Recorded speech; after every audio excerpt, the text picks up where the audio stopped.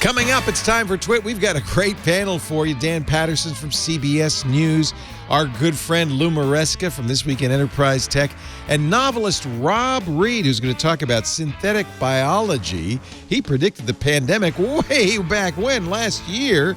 We're going to talk about a guy in a jetpack flying in the flight path at LAX, the U.S. court finally vindicating Edward Snowden, and a Fisher-Price baby toy that knows the Konami Code. It's all coming up next on Twit.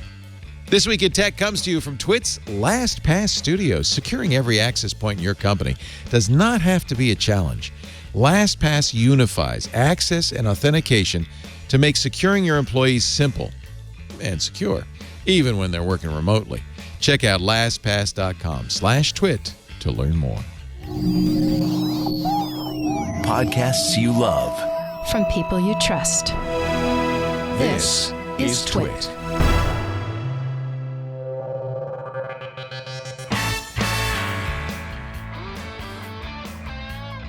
This is Twit, This Week in Tech, episode 787, recorded Sunday, September 6th, 2020, Dreamliner. This episode of This Week in Tech is brought to you by Forward Networks. Forward Networks reduces business risk by revolutionizing the way large networks are managed. Forward Networks advanced software delivers a digital twin of the network, a completely accurate mathematical model in software. Get a demo at forwardnetworks.com/twit. And by Eero. These days, you need solid Wi-Fi in your whole house, so everyone isn't working on top of each other. Well, that's why you need Eero. Go to eero.com/twit and enter the code TWIT at checkout to get free overnight shipping with your order. And by Barracuda. Did you know that 91% of all cyber attacks start with an email? To uncover the threats hiding in your Office 365 account, get a secure and free email threat scan at barracuda.com/twit. And by LastPass. Let LastPass improve your employees' experience while safeguarding your business from cyber threats. LastPass is the #1 password manager. Visit lastpass.com/twit to find out how they can help you.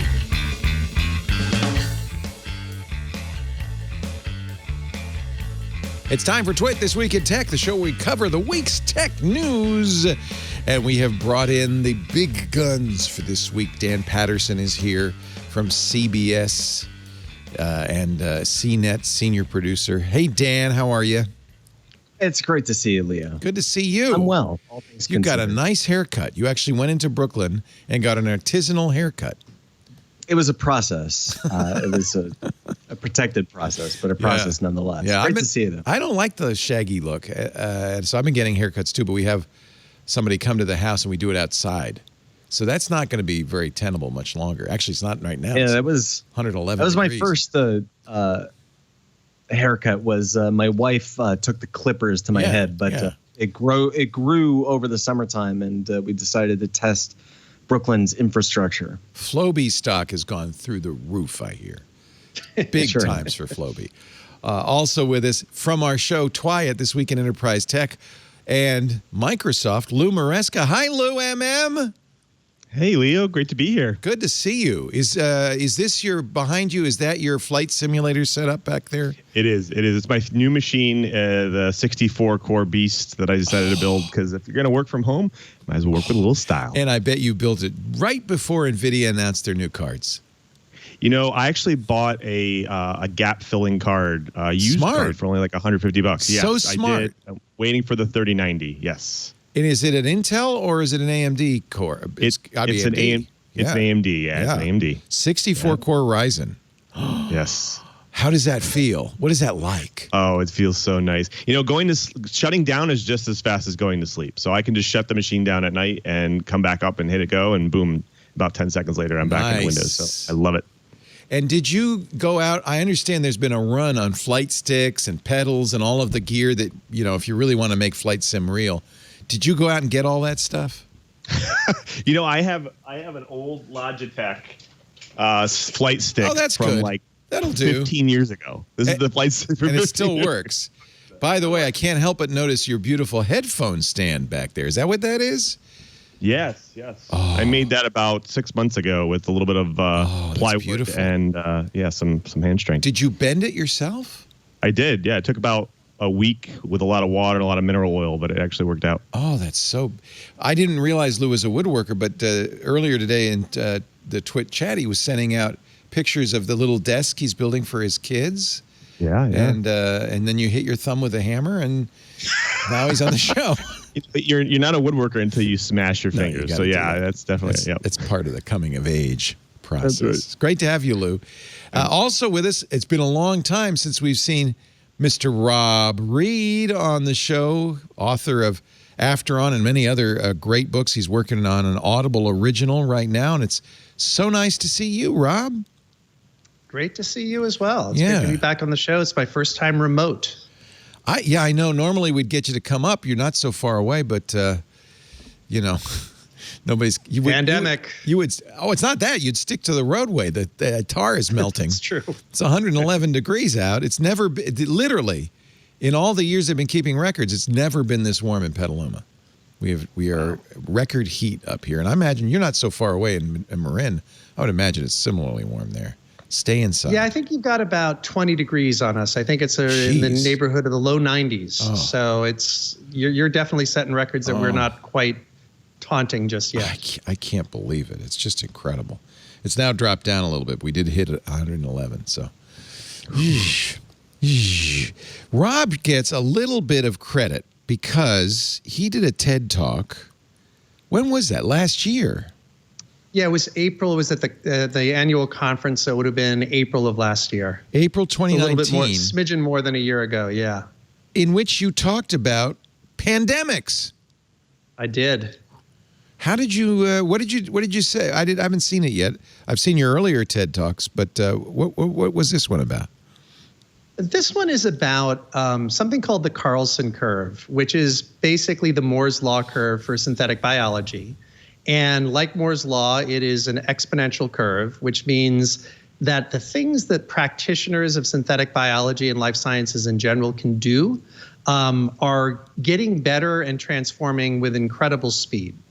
And one of the ramifications of that kind of eludes our intuitions, because we're not really configured to intuitively understand exponential growth because our ancestors didn't really encounter it on evolutionary timescales. One of the ramifications of that is the things that only the most brilliant and well-equipped professors can do in the most rarefied of ivory towers is pretty much inevitably coming soon to a high school lab near you, much as the things that could only be done in high-end labs. Just what you want, 16-year-olds working on new paradigms in biology.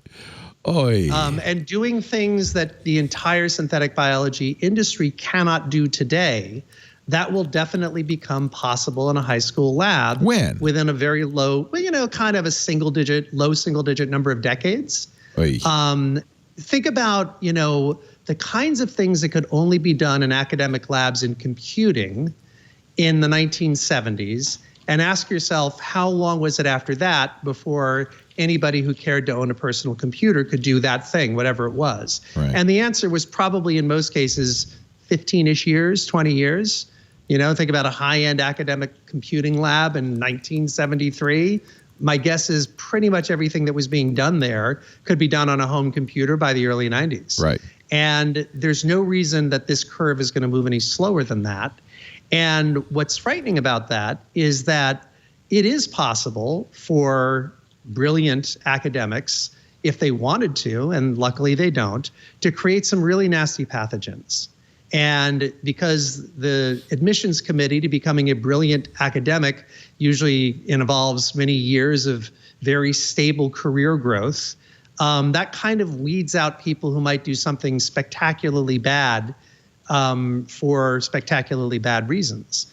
But when that technology proliferates to the point where millions of people or even more have access to it, we can't count on absolutely everybody being perfectly stable and, not doing something really rogue with an artificial pathogen.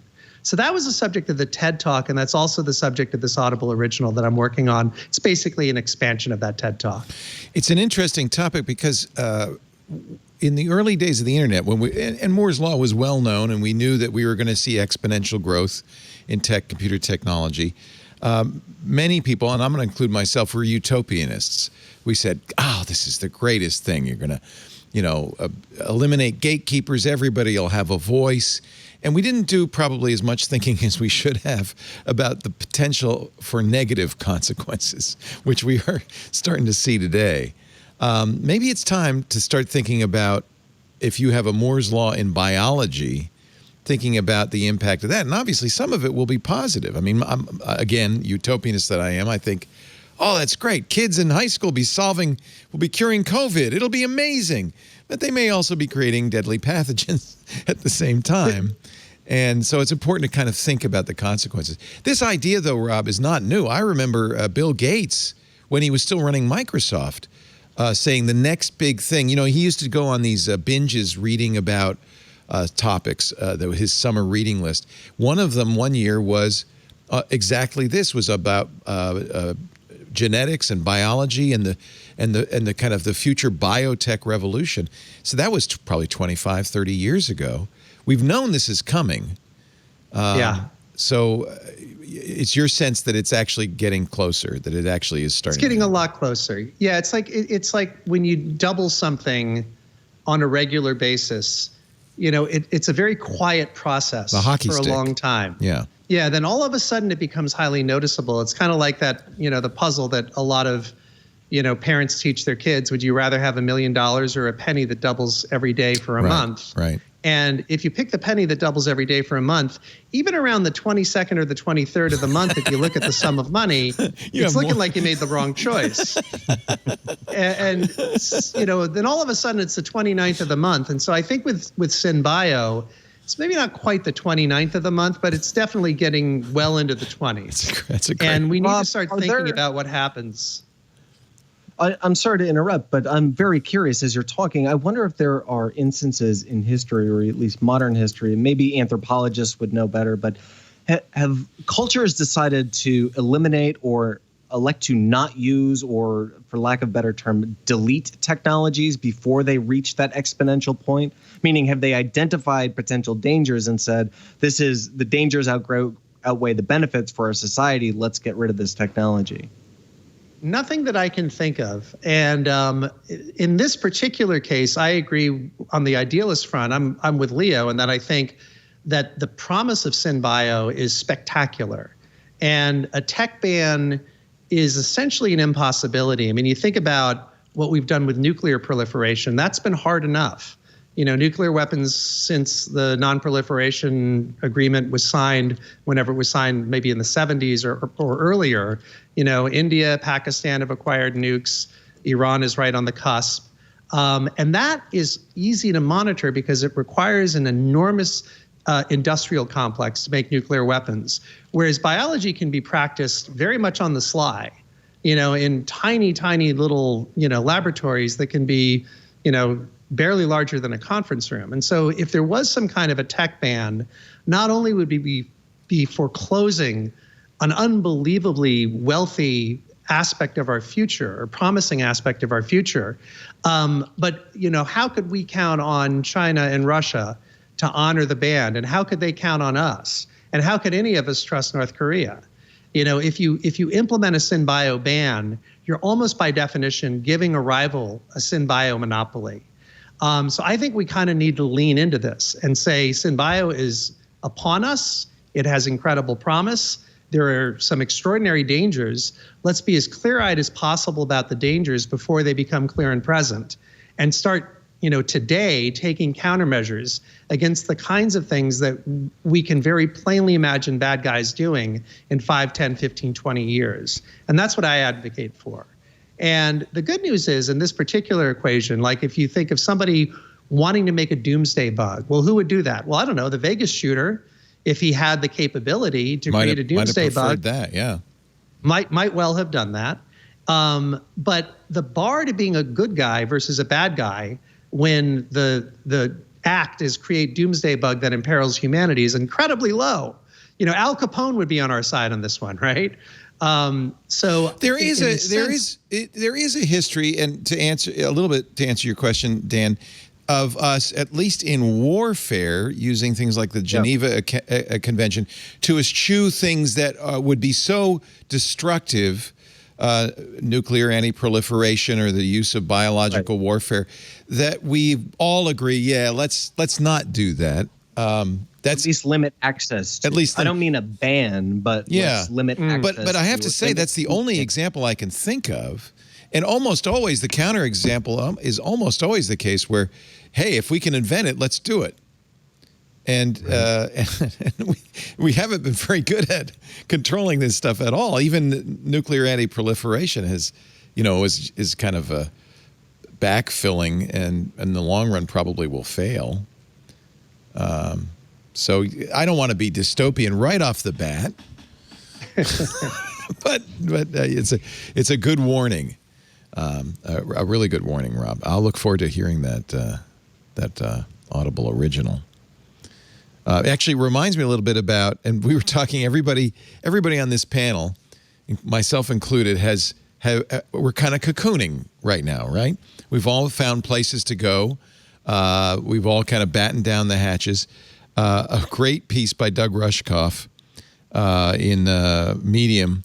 The privileged have entered their escape pods. This is kind of related, Rob, because it said technology gave us the dream of a cocooned future, and now we're living it.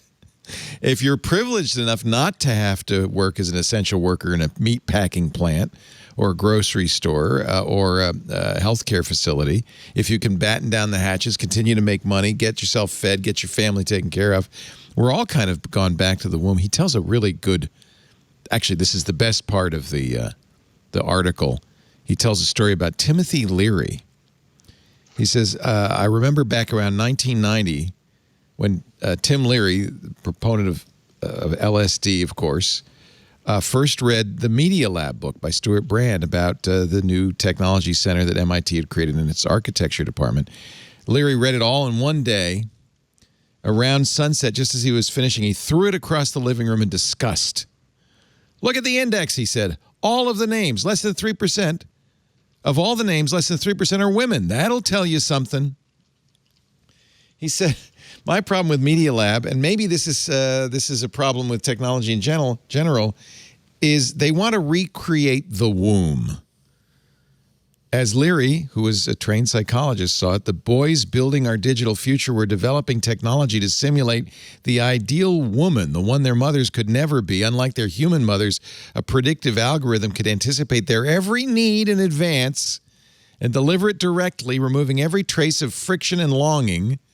These guys would be able to float in virtual bubbles, what the Media Lab called artificial ecology, and never have to face the messy, harsh reality demanded of people living in a real world with, let's say, women and people of color or people whose views differ.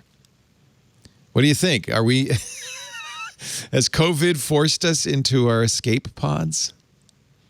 Sounds very Tim Leary. Wildly prescient. Yeah, 1990, Leary said that. And, he did pinpoint a big problem with this, which is the lack of diversity in Silicon Valley. And we have been having very similar conversations, at least parallel conversations, at least going back the last half decade. I wish that we had been prescient enough to talk about this for the last 20 or 30 years. But, I mean, we have been talking about, especially with sexism in Silicon Valley, how many of these companies are built by men to solve problems that men who are of upper middle class have. And I think that we really don't have to look much further than people like Kara Swisher and her Emily Chang is another great example to find people who have really discussed this in pretty great detail. Well, it's easy if you're a woman or a person of color to say, look, it's all a bunch of white guys doing all this stuff. It's easy to say, look, the problem is getting the white guys to say, come on in, why don't you try it? And I think with all the diversity programs, with all the diversity programs we've seen in all these companies, I don't see a lot of results. Yeah. Takes time. Takes time, says the guy who works for Microsoft. Yeah, takes time. Yeah, I've been part of a lot of these programs. I mean, I did outreach. I've gone to places and recruited in places we've never recruited before. We tried to normalize how we post things and make sure they're more inclusive. And we still don't get the amount of applicants that we expect. And we can't go out and find the applicants that we expect. It's because it's a systemic problem, because you're operating at the top of the pile, but you've got to start putting people in at the bottom. You've got to get girls in grade school, junior high school, to be embraced in math and science programs, right? Because they got to work their way up through it, so that when you're at the top of the pile, you have some choice, right? Yeah, absolutely. I think you definitely have to get them started sooner. Like a lot of high school programs, we're starting to see. We do a lot of high school programs at Microsoft, and we're starting to see this a lot, where we get more people enthusiastic about it. And absolutely. Yeah. Well, I don't know how we started with this dystopian. It's funny these days. It's so easy on all our shows to just kind of make it a downer, because it's very easy to find plenty of stories about how technology's gone wrong and things are going wrong. It's a lot harder to find things to get excited about. I tell you one thing I am excited about. And actually, in the light of this, it all seems really trivial and stupid. But you've already got it, Lou. You've had it for a while, and that's my Duo phone. I'm sorry, it's not a phone. My Microsoft Duo folding doohickey. Device thing. Can you still not talk about it?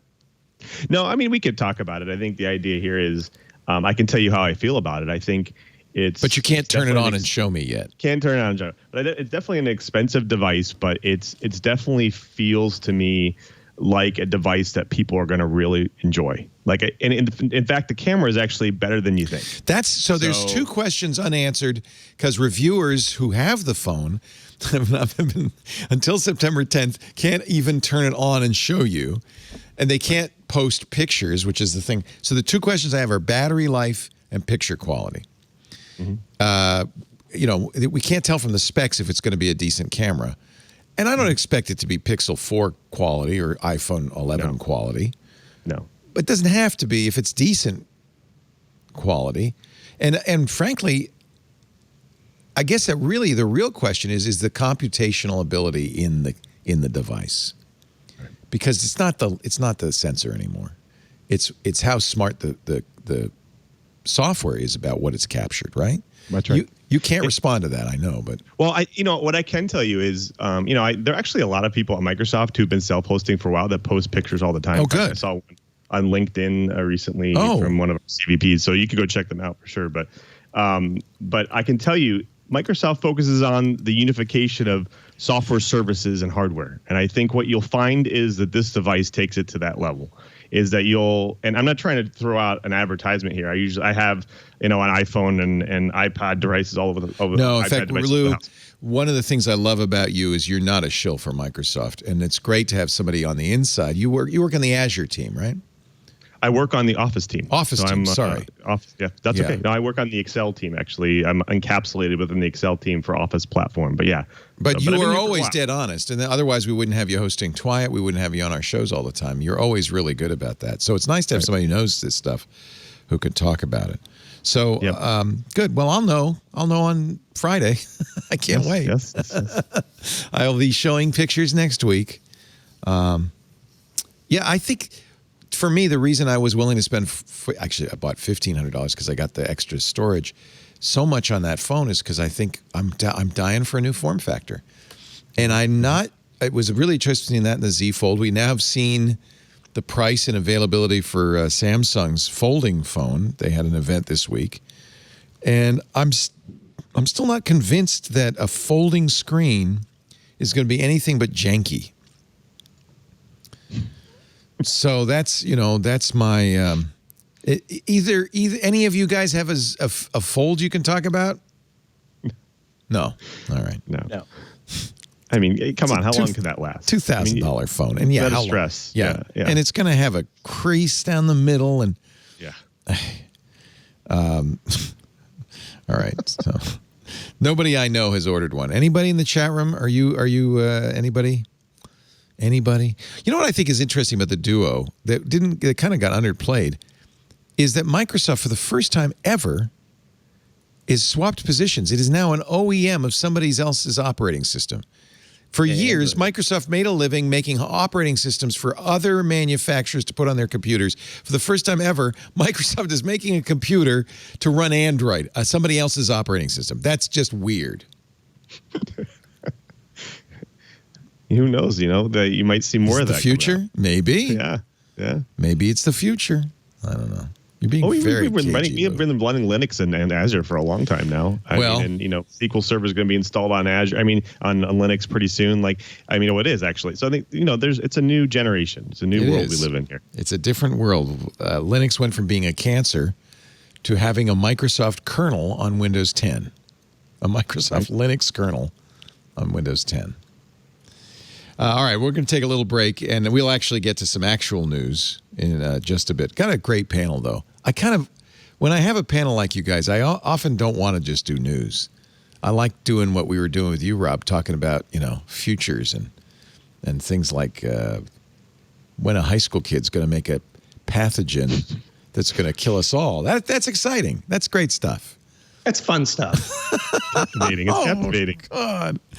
Now, I have to say, I am going to point out that it has happened in the past many times that we've been bullish on technologies that haven't taken off. We've talked about this exponential curve with AI. It hasn't taken off. Frankly, these voice assistants have plateaued for years. For consumers, AI in the enterprise is fantastic. Is it? Or are they just falling for it? I think fantastic is the wrong hyperbolic language to use, and I'm sure that others know the enterprise much better. But I think that it is something that has led to some considerable cost savings. But it hasn't created the Terminator. It hasn't created Westworld or even HAL 9000. So I don't know. Business intelligence. Okay, fine. AI is one example. There are others in technology where, we never did get flying cars. Autonomous self-driving vehicles are making strides, but I would have thought we'd be at the hockey stick curve by now. We're not there. I think some of these problems are more difficult. CRISPR is a good example, right, Rob? We really thought CRISPR would end up being an amazing gene splicing capability, the cutting and pasting of genes. But it turns out we don't know enough about genes to know when we're cutting what looks like junk DNA, and it actually is vital for the survival of the organism.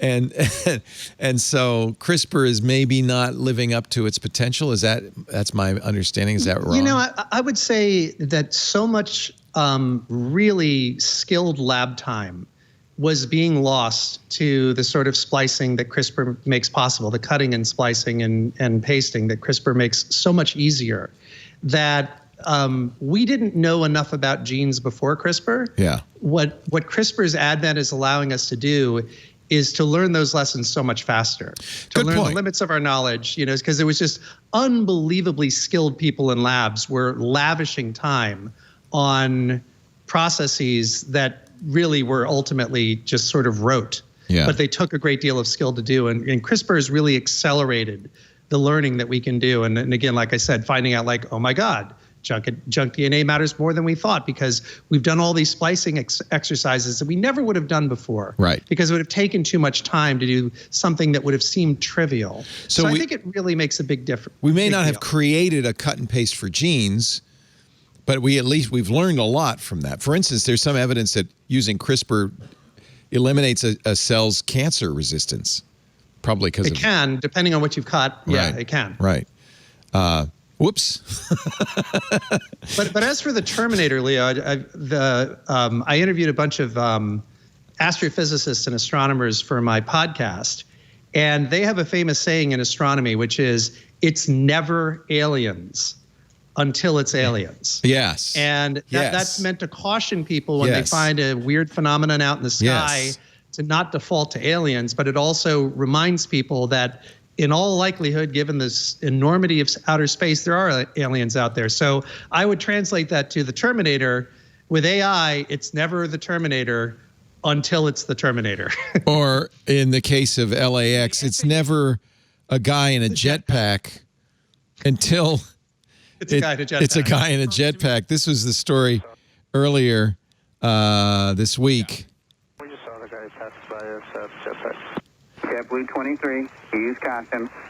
Person in a jetpack reported 300 yards south of the LA final at about 3,000 feet. So we still don't know if there really was somebody in a jetpack flying 3,000 feet in the flight path at LAX. Seems like a bad idea, but more than two pilots reported visual sightings of it. Maybe it was just a drone with a costume. A drone with a dummy. A dummy. Maybe. I mean, honestly, I'm starting to think it was that, because it would be very foolhardy to fly. First of all, we don't know of any jetpacks that can go 3,000 feet and stay in the air for any length of time, right? Yeah, you'd have to just pop up and pop right back down like a bottle rocket. But they can get to 3,000 feet, but like only like round trip, like very fast. So, well, maybe you never know. But a number of pilots reported it.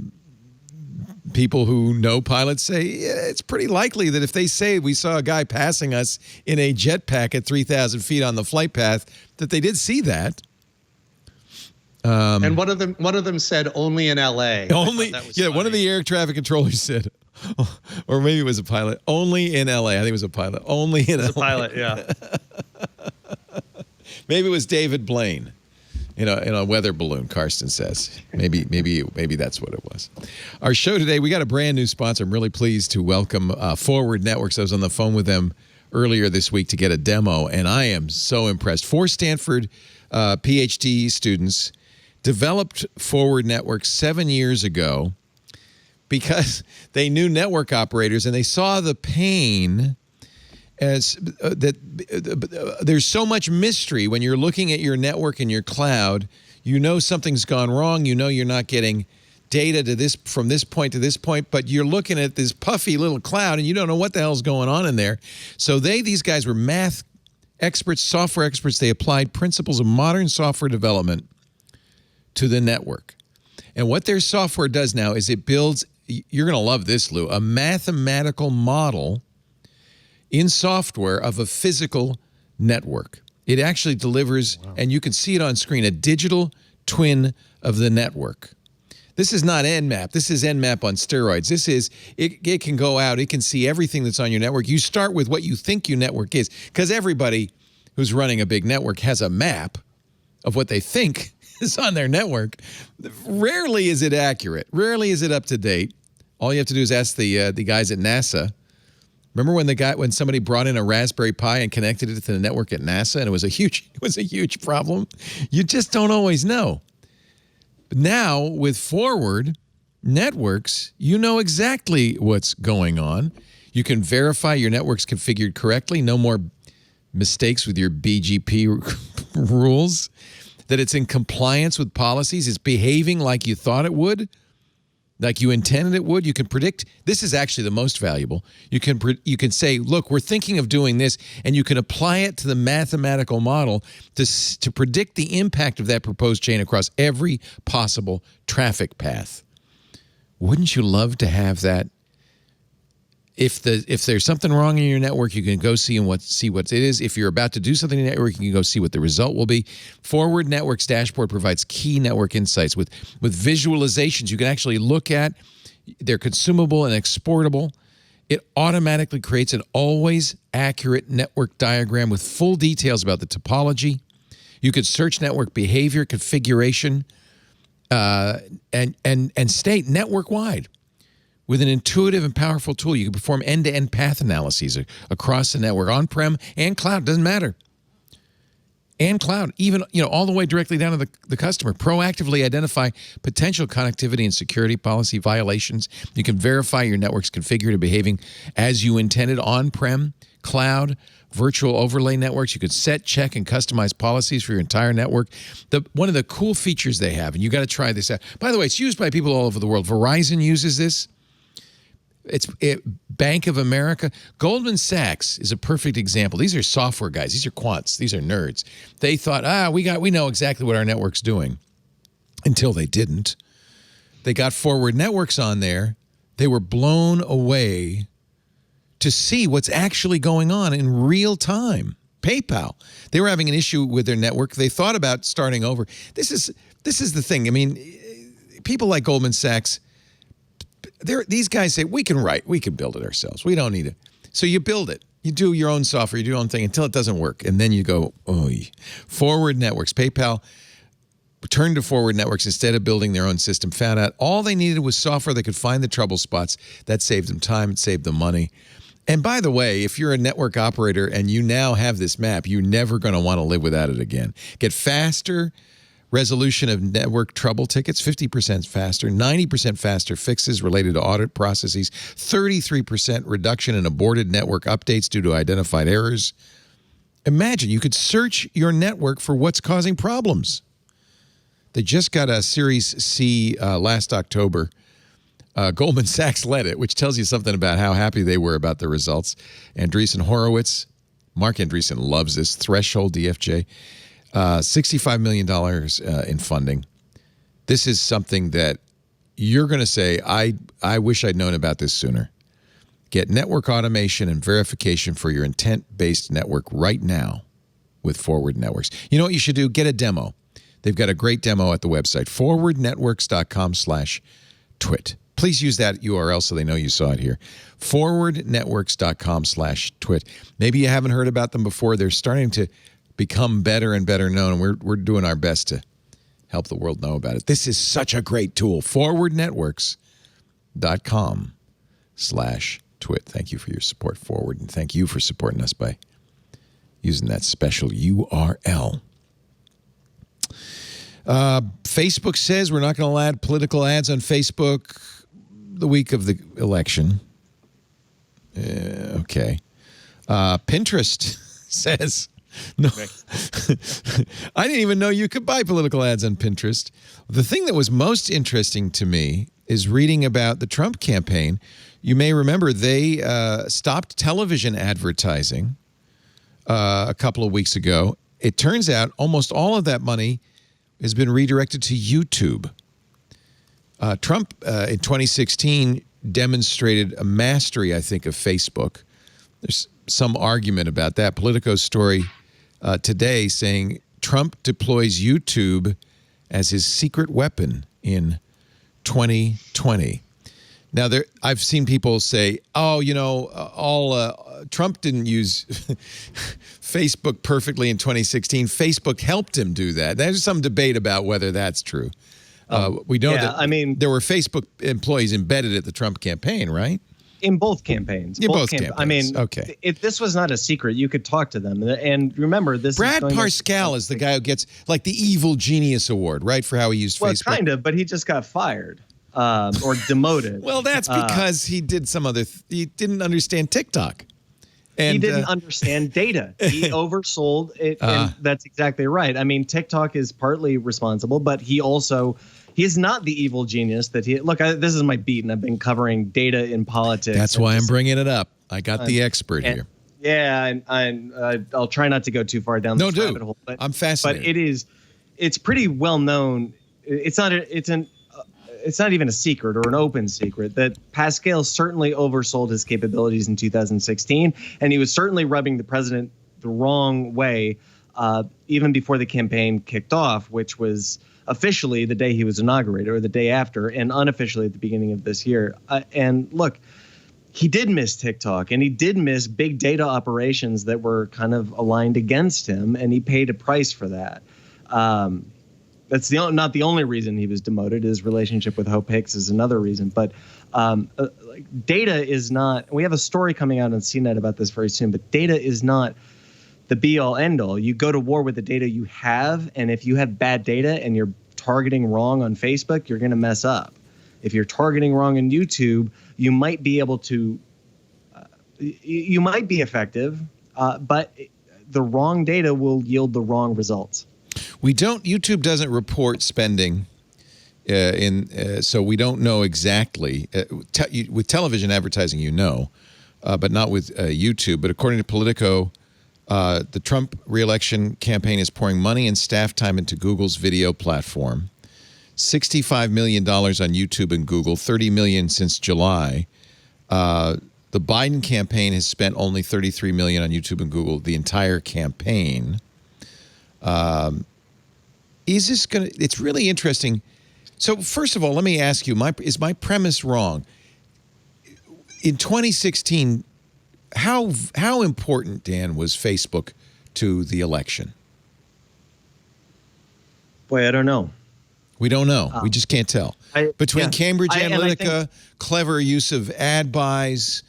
I have a really good editor at the network who always, he drives me nuts because he does what an editor is supposed to do, which is when I come with tech and I come with my own data and I say, look, Lex, this proves it. He says, no, it doesn't prove anything. Like, you can't prove that Facebook was able to, air quotes, activate, which is the language they used. They want us to believe that they can send signals to their audience and, air quotes, activate them at the right moment. And there just is no proof of that. It's generally agreed, I think, that the Trump base, if you can get them to turn out the vote, is very, very powerful. And so that's what you mean by activating, right? Is getting those base voters to go to the polls.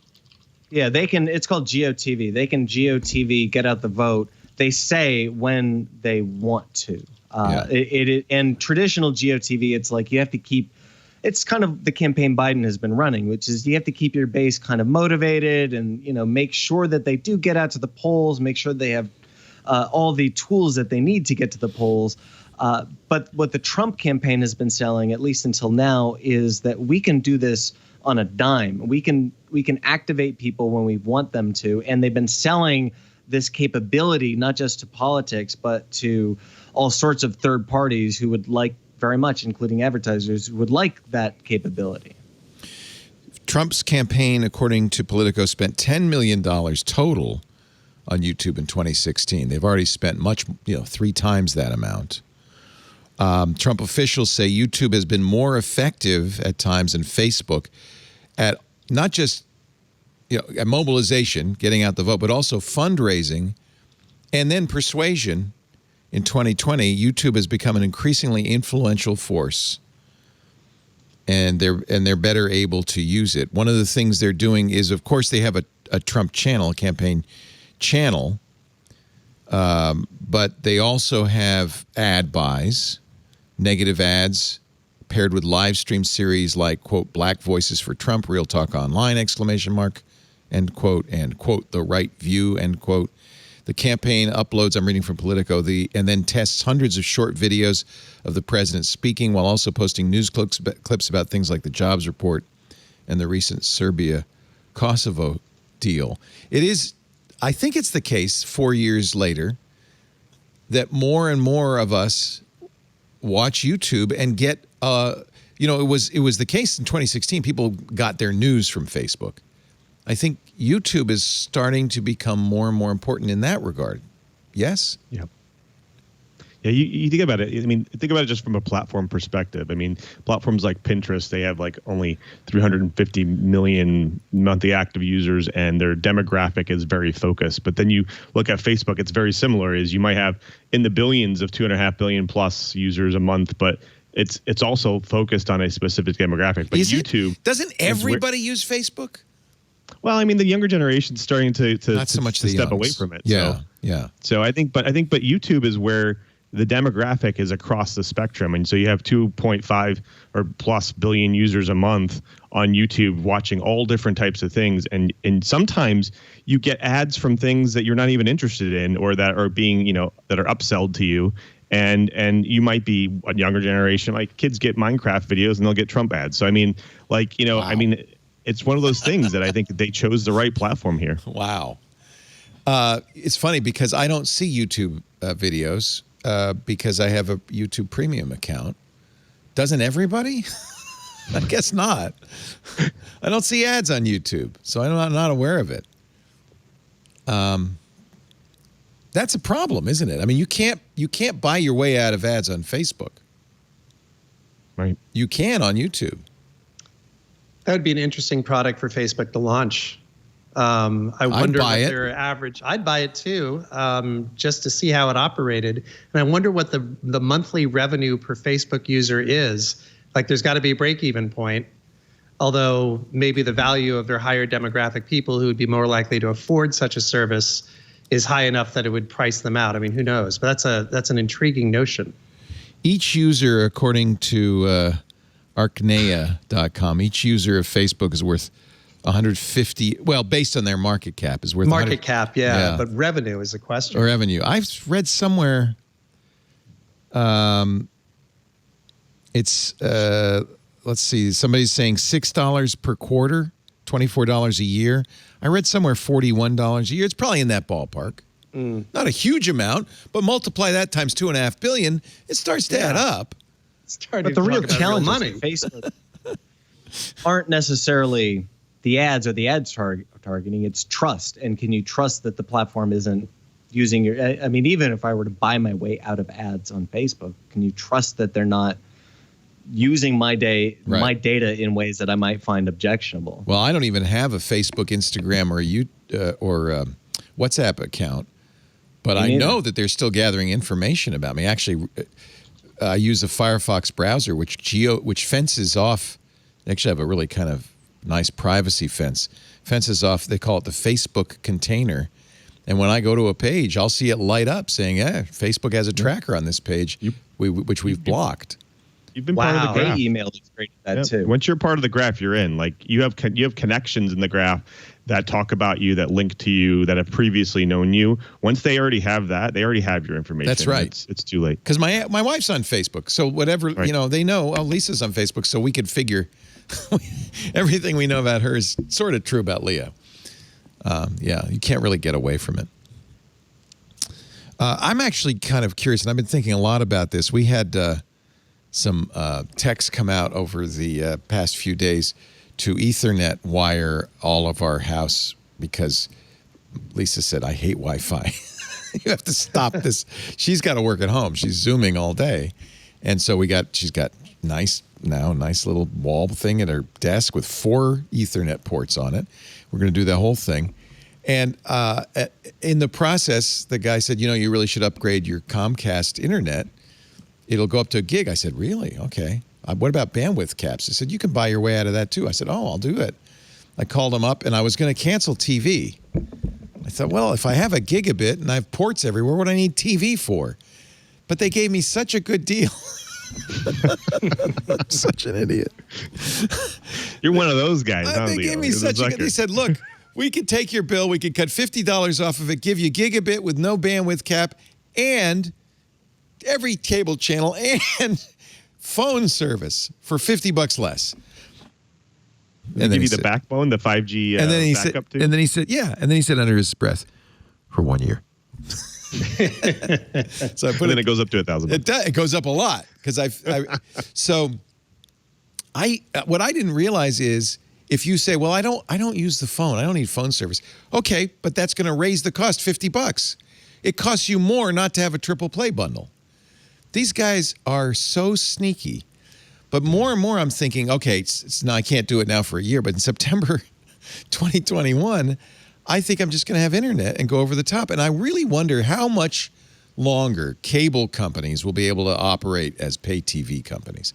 How much longer? It can't be more than a few years before everything's over the top, right? Oh, OTT is the future. Yeah. It's everything. I bet you're a young guy. I bet you don't have a cable subscription. No, but I have Fios, which is a gig up and down, and I just bought the Verizon Wi-Fi 6 router, which is nice, tremendous. I put all of my IoT devices on kind of a side network, so it doesn't limit or impede my primary network. And I mean, I'm quite a distance. I mean, I'm a long way away from my router, and it's not perfect, but it's not terrible either. So and Netflix, YouTube, Peacock, HBO Max, you don't need. Yep. And if you want locals, I guess you can get YouTube TV or Sling TV. You don't really need a cable subscription. And who the hell has home phones? I've had this. I didn't even know it. I looked and said, "Oh, I have phone service from Xfinity. I've had that for years. I've never hooked up a phone." So it must be people my age and older that are keeping cable television alive, right? Absolutely. It'll be a demographic shift. It'll be like Reader's Digest in the 90s or something. It's the Reader's Digest. It is. Yeah. They had an issue in the 90s where they realized that their demographic was slowly leaving the stage, and there was really just sort of a timer on the business. And cable will probably end up being kind of like that. Well, they're not stupid. They know that. That's why my internet access is going up and up and up. And it's cheaper, so much cheaper if I get the triple play for the first year, that you're going to get it. So I kept TV and telephone, even though I don't need it because I have over-the-top everything. Everything we do at CBS News is OTT. We do not have a cable, at least the network. We do not Actually, CBS has an excellent app. We are cbsnews.com/live. I'm not log rolling. If you want OTT and you want good news, we are 100% in with OTT because it works for our audience. It works for our news gathering, for the network. It's the way we break news without being on cable. Cousin of Ya in our chat room says cable TV is the rotary phone of the 21st century. The phone in general. Yeah, I don't even need a phone. Who needs a phone? So this is a challenge, though, to get back to our original conversation for political campaigns. I mean, it's a challenge for pollsters, right? Pollsters don't include cell phones for the most part, which means they're missing, like, everybody 80% of the country. Yeah. Oh, they use all kinds of different data. I mean, you can talk to one of the most well-known and widely used polling companies is called Morning Consult, and they do bespoke polling for, I mean, they're not. So they'll do cell phones now. Everybody. Well, they won't tell you what they do. I bet they don't, because who answers an unknown number on their cell phone anymore? Never. They use data. Data. Oh, I'm sorry. By the way, you missed the air quotes. If you're listening, what is air quote data? They won't tell us. They won't talk about their tactics. Secret sauce. Well, we'll find out. I think pollsters didn't do such a good job in 2016. We'll find out how well they do in 2020. At some point, it's going to be a problem because at least our audience and most people, I think, under 25 are aware of these privacy issues. They don't have home phones. They don't watch cable TV. I feel like the world is changing rapidly, and campaigns are going to have to struggle to advertise to and get to, especially younger voters. And polling, forget it. Right? Yeah. You have different data streams, though. I mean, like they were saying, you have, who knows if credit card companies are selling their data about demographics to pollsters, but or what you're buying. They do know, and they are. Of course they are. Well, okay. Yeah. So the first rule is assume anybody who can collect data is selling it, because there's no limitation on that. So everybody who's got data about you is selling it. But how can that help people know who I'm going to vote for? Is it so obvious from my credit card purchases? It could be. I mean, it really depends on. I should buy a MAGA hat just to screw with them. Well, if you want a really good example, and I mean, they're a pure tech company. There's a company called L2 Political that, I mean, they're right out in the open. Do a Google image search for L2 Political, and you can see how precise their maps give you. You can just buy them. Everybody uses L2. And you would use this for, again, it's called GeoTV. But if you want to send, the people who knock on your doors or do call you, I have a reporter access to L2. You can log in and see you. I don't mean like a representation of you. I can look at you. I can use their maps. It's a Bing map, and I can zoom right into your block, your neighborhood, and I can see precisely how or what you care about. They use data from a source called Haystack, which came from the Obama campaigns. But again, it's not partisan. It's just a data source. On the right-hand side of that image there, you can see how you're able to filter down. Democratic, nonpartisan, Republican, American Independent, Libertarian, Other, Green, Peace and Freedom, Unknown, Reform, Natural Law. Voter has changed parties. Changed party from R to NP, from NP to R, from D to NP, from NP to D. Female, male, unknown, marital status, military, veteran, voter's name suffix, voting history, and registration. It goes into controversial issues like your stance on medical marijuana or legal weed. It goes into how you likely feel about abortion. again, this is not a secret. You can call L2 and talk to them. They'll tell you what they do. On that map that you pulled up, you can zoom right in and see the voter. You click on the voter's name, you expand their role, and you see how much you probably make, where you live, your address. I mean, it's a perfect doxing tool. You can scroll down and see how many elections you voted in.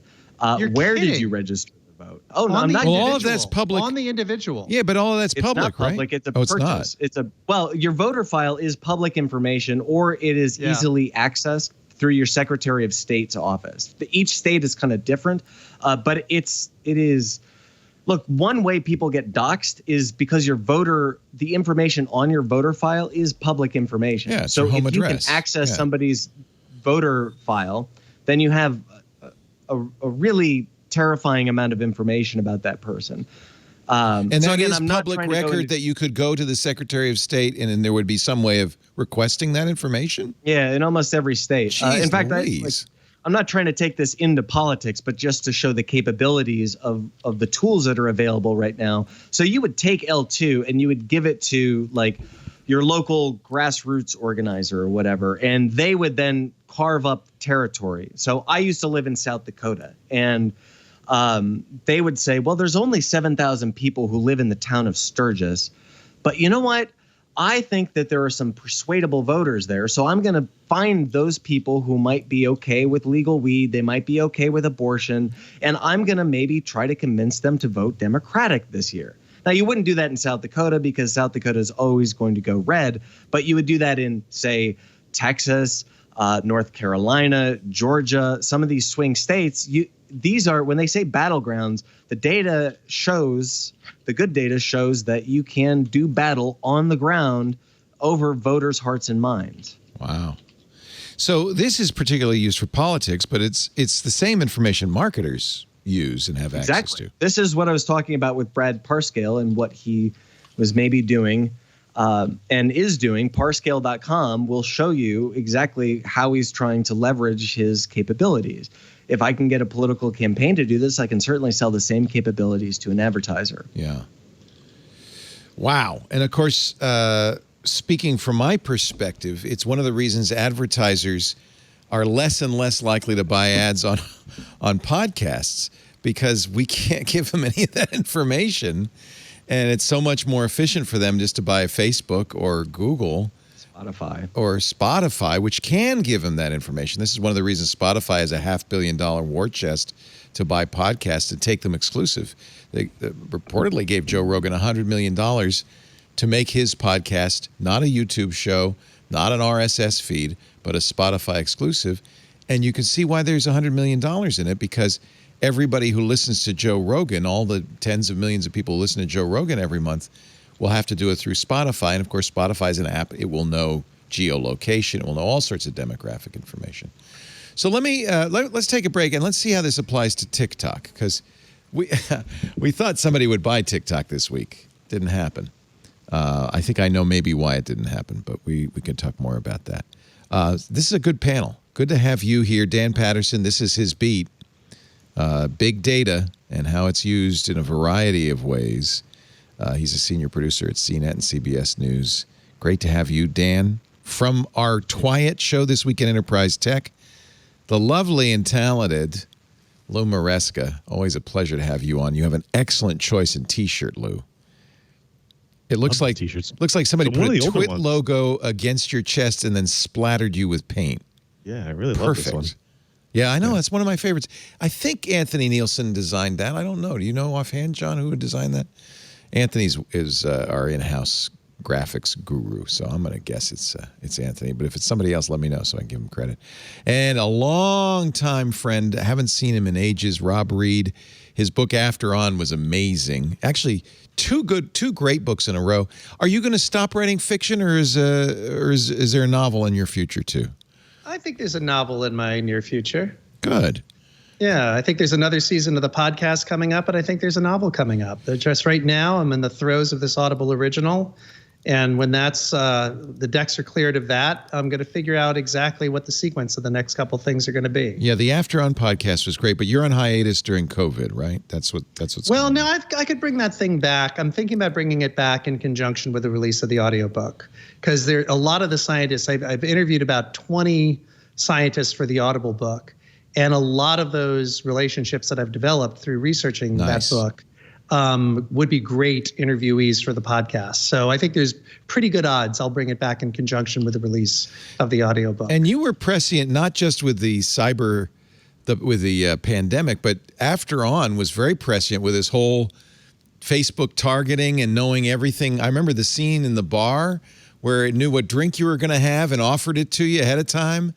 You've been writing about this for a long time. In a way, writing fiction gives you a chance to talk about these things in a way that's it's not an argument. It's just what if, right? Yeah, it's kind of like Black Mirror does a great job of it on TV, right? Where you take the very near future and you just tweak one variable, and that to me is a more interesting exercise than setting something in the deep future when you know essentially everything about society is going to be completely transformed. So you're almost creating a fantasy world.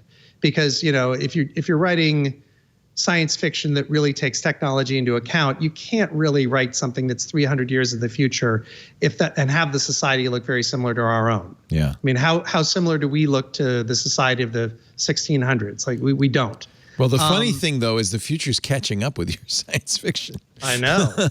After On was, I thought I was being all speculative when I was talking about a social network having gained conscious and run amok. Right. And there was almost nothing in that book that Facebook hasn't done. By the time it came out, because there's always a 12-month lag with printed books, which is maddening.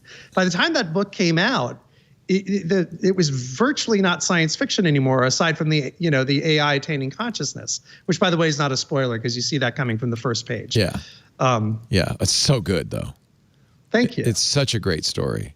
So that's why I'm glad to hear the fiction. You haven't abandoned fiction, but they mesh, because you really are, as any great novelist, you are writing about current events in a fictional framework, and it actually works really well. Really well. Yeah, I'm actually listening to 1984. The last time I read it had to be 20 years ago. Yeah. And I'm listening to it right now. I did the same thing. Yeah. It's fabulous. I love Audible. Yeah. That was one of the great delights of Audible. And he just inverted the last 2 years of two numbers in the year that he was writing, 1948, to call it 1984. And it was very, very much a commentary, although it was a science fiction novel. It was set in the future and it had technologies that were at the time still impossible, two-way telescreens. Right. But he was very much commentating on his present day and the rise of, totalitarian communism and so forth. And it's really fascinating to go back to that one. No kidding. I also have been listening to Brave New World because same thing, right? Yeah. A little bit less dystopian, but actually more dystopian if you really read between the lines. I would certainly rather live in the world of Brave New World, which is give me some Soma. Hedonistic. Yeah, give me some Soma. Soma. Some Soma and some of those great parties that they have. I'd rather live in that world given a choice, but it is a dystopia vapidity. Like everybody is so vapid in that world. Exactly. That it would drive anybody on this panel crazy to live there. But it would be better than being tortured by the thought police. We're going to take a little break. Better than being tortured by the thought police. I think that's the bottom line for this show. That's what we're going for. Our show today brought to you by Eero. I tell you what, it's still on the radio show almost every day. I get somebody calling me complaining about their Wi-Fi. Wi-Fi was never designed for how we're using it. With 3 kids on Zoom, looking up recipes. I'm looking up recipes in the kitchen. Somebody's watching YouTube videos, and that's just in our neck of the woods. And then we got the neighbors, their Wi-Fi. It's just a mess. That's why Eero is such a godsend. It's what we use at home, and I have to say, Eero solves your Wi-Fi issues. Fast, reliable Wi-Fi inside and out. If you've got rooms with bad to no Wi-Fi or dropouts on the back deck, or as we call it back east, the patio, Eero makes every square foot of your house usable by eliminating poor coverage and dead spots. You'll have a strong signal wherever you need it. And then what's nice is you can add beacons to fill in the gaps. You get the Eero base station. And with everybody using the internet, Eero automatically adjusts with quality of service to the right places at the right times. It's fast. It's easy to set it up. You just plug it into your modem and you're good to go. And I love the Eero app. I've been using it a lot lately. As I said, as we go wired, I'm still going to have a lot of Wi-Fi, because even if you have a wired setup, and of course some of our workstations at home will be, I've got a ton of Internet of Things devices, Google Homes and Echoes.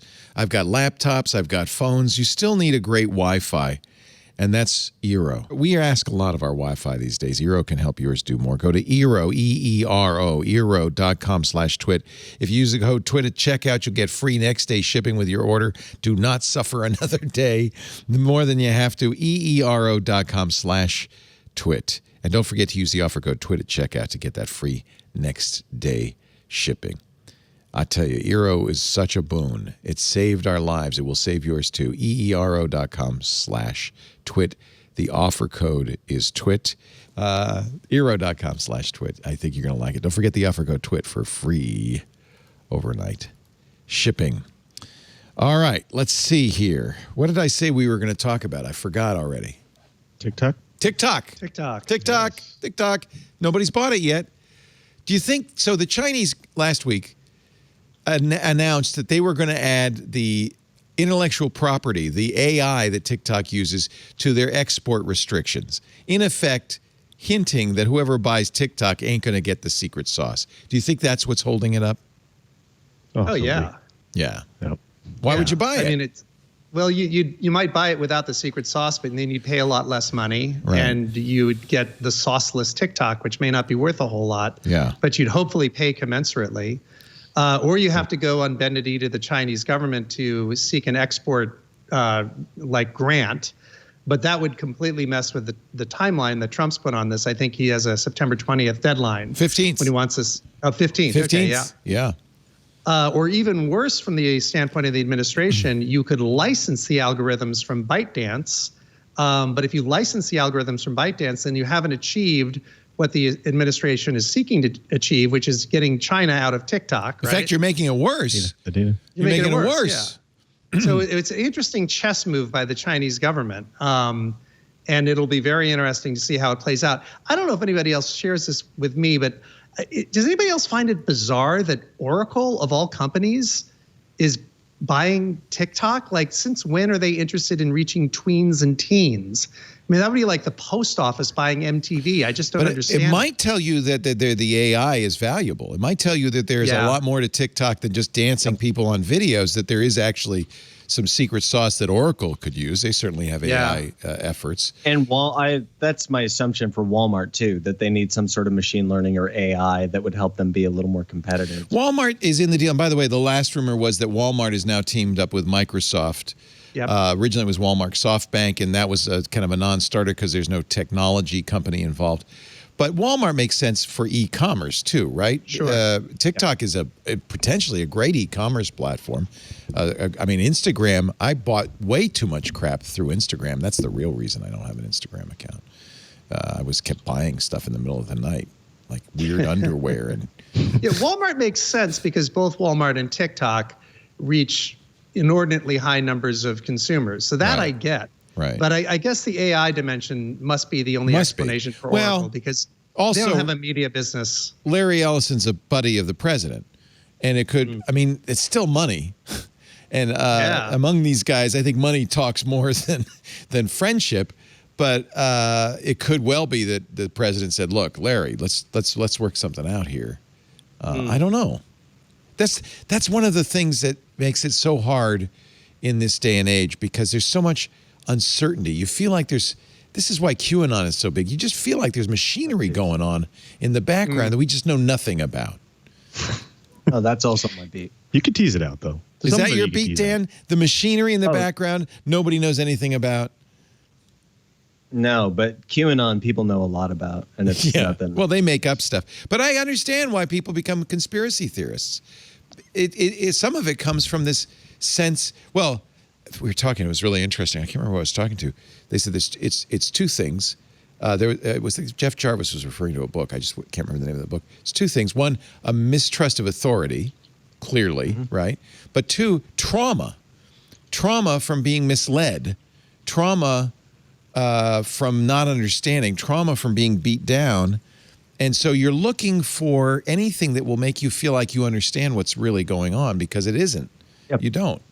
And I completely understand that. I really do. I can see how seductive something like QAnon is, even as bizarre and patently nonsensical as it is, right? So, okay, TikTok. So will it be sold? Will it not be sold? What's the prognosis? I'll bet it gets sold. You think? Yeah, I'll bet it gets sold. Everybody on all sides of the transaction ultimately want that to happen. It's got to happen soon. You got a couple of weeks. What does Satya tell you, Lou? Are you going to be on the TikTok team? All the time. I mean, my point of view is this. Like, think about it. LinkedIn was a purchase a while back because they know that's where all the professionals are over the age of 25 or whatever. And so obviously this is a way for them to get into that. I mean, 60% of all US users are between 16 and 24 of TikTok. So like, there you go. Like I guarantee Microsoft is interested because of that, and that's where they're going to push hard on it. And it kind of completes their portfolio if you think about it.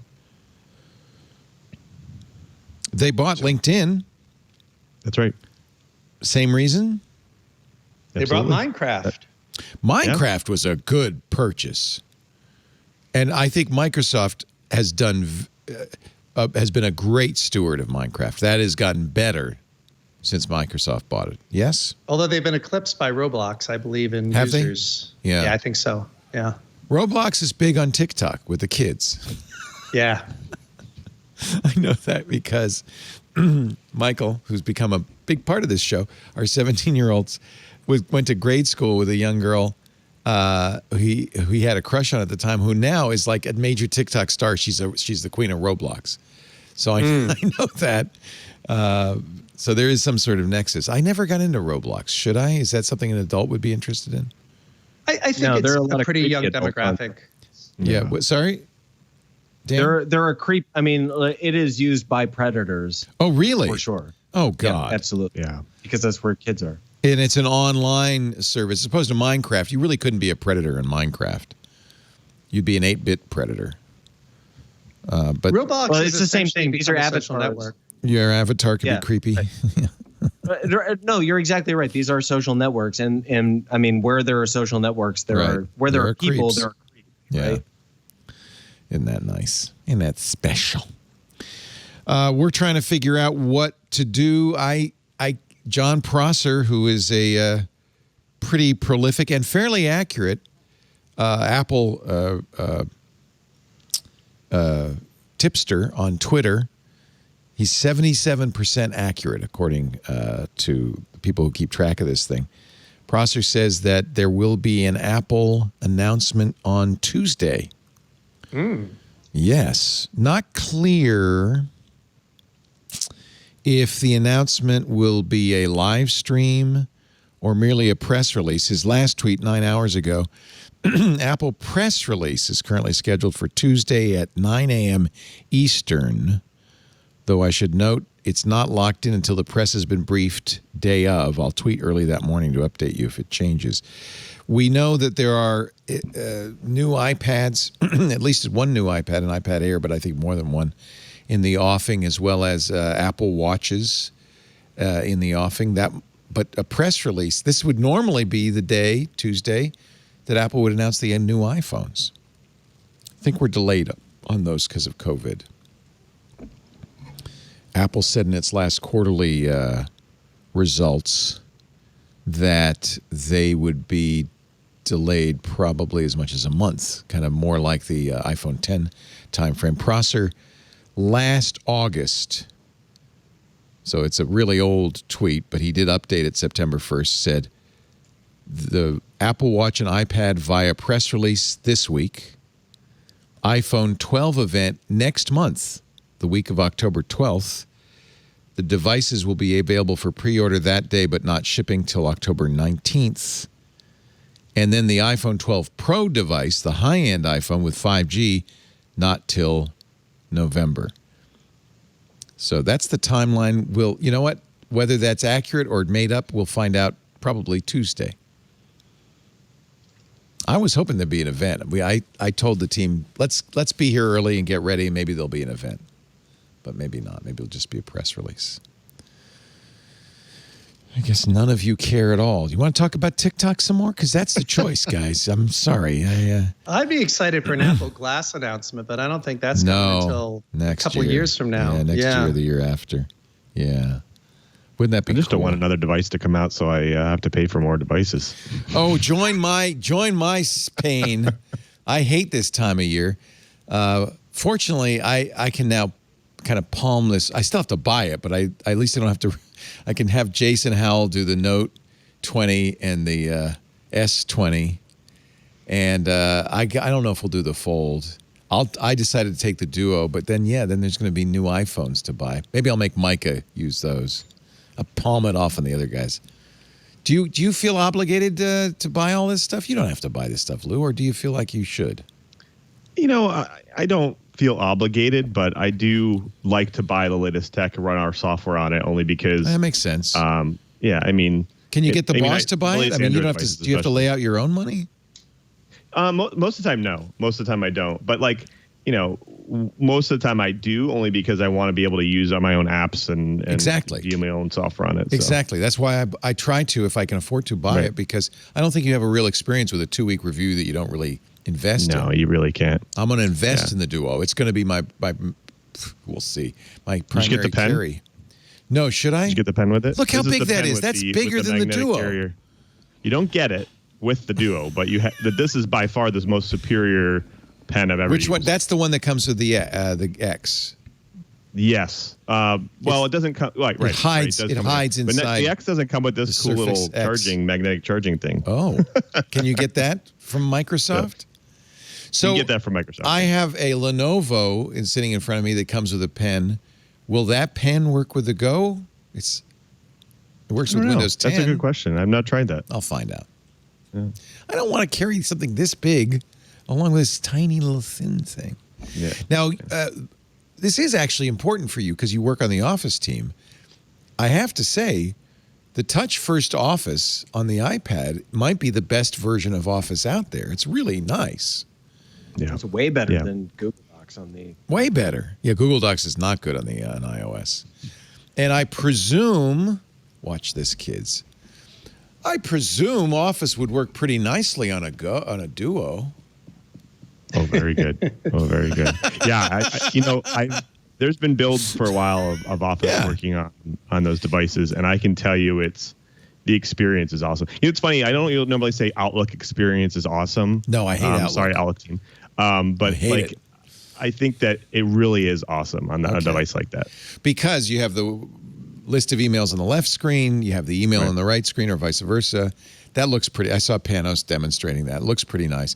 But I'm also really curious how many apps Microsoft has optimized for the two-screen experience, how screen aware it will be, how it will know if it's open all the way or if it's flipped around, what will it look like when I scroll between two screens. All of that is really going to come down to what Microsoft has done to Android. I know that Android has some dual screen capabilities built in, but I don't think it's so aware that it would know, for instance, what the configuration of the Duo is, right? Right. No, they definitely had to do a bunch of low-level things to be able to support the 360-degree view, and being able to do the various things. And some of those features that you're talking about, where you can actually do something over here, where this something over here does the same thing, or you scroll, is a big feature. Like, it's one of those things, like kiosk-type features that they want. So. Yeah, if there's no point making a two-screen device if you're not two-screen aware and use it intelligently. And I'm very intrigued by all of that. I like that idea. So we'll see. We'll have more to talk about next week. Google is in the crosshairs from the Department of Justice, and apparently Bill Barr is rushing things along. In the next couple of... He's rushing things along. And that's bad. Sorry. You had to do it, didn't you? Apparently, according to the New York Times, the Justice Department plans to file antitrust charges against Google in the coming weeks. The AG is said to have set a deadline over the objections of DOJ career lawyers who say they need more time to build the case. Why? What's the political payoff to going after Google now? Dan, you have a thought on that? No idea. Does it to look... See, this is the trouble right now with any antitrust movement against any tech company. We're all reliant on tech companies right now more than ever. And in fact, if the president cares about the stock market, which he apparently does a lot, that's more than ever dependent on the fortunes of the big five. Those are the ones, the stock. Microsoft, congratulations, Lou. I hope you have a lot of stock. Microsoft, Apple, Amazon, Google, those stocks are powering the stock market.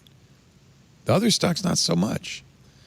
Well, what they're investigating Google for is, I think, the same thing that they paid a $2.6 billion fine for in Europe. Right. So if that's the case and those are the approximate dimensions of the consequences, I don't know how many days of earnings equate to $2.6 billion, but it really shouldn't lop that much off of Google's market cap.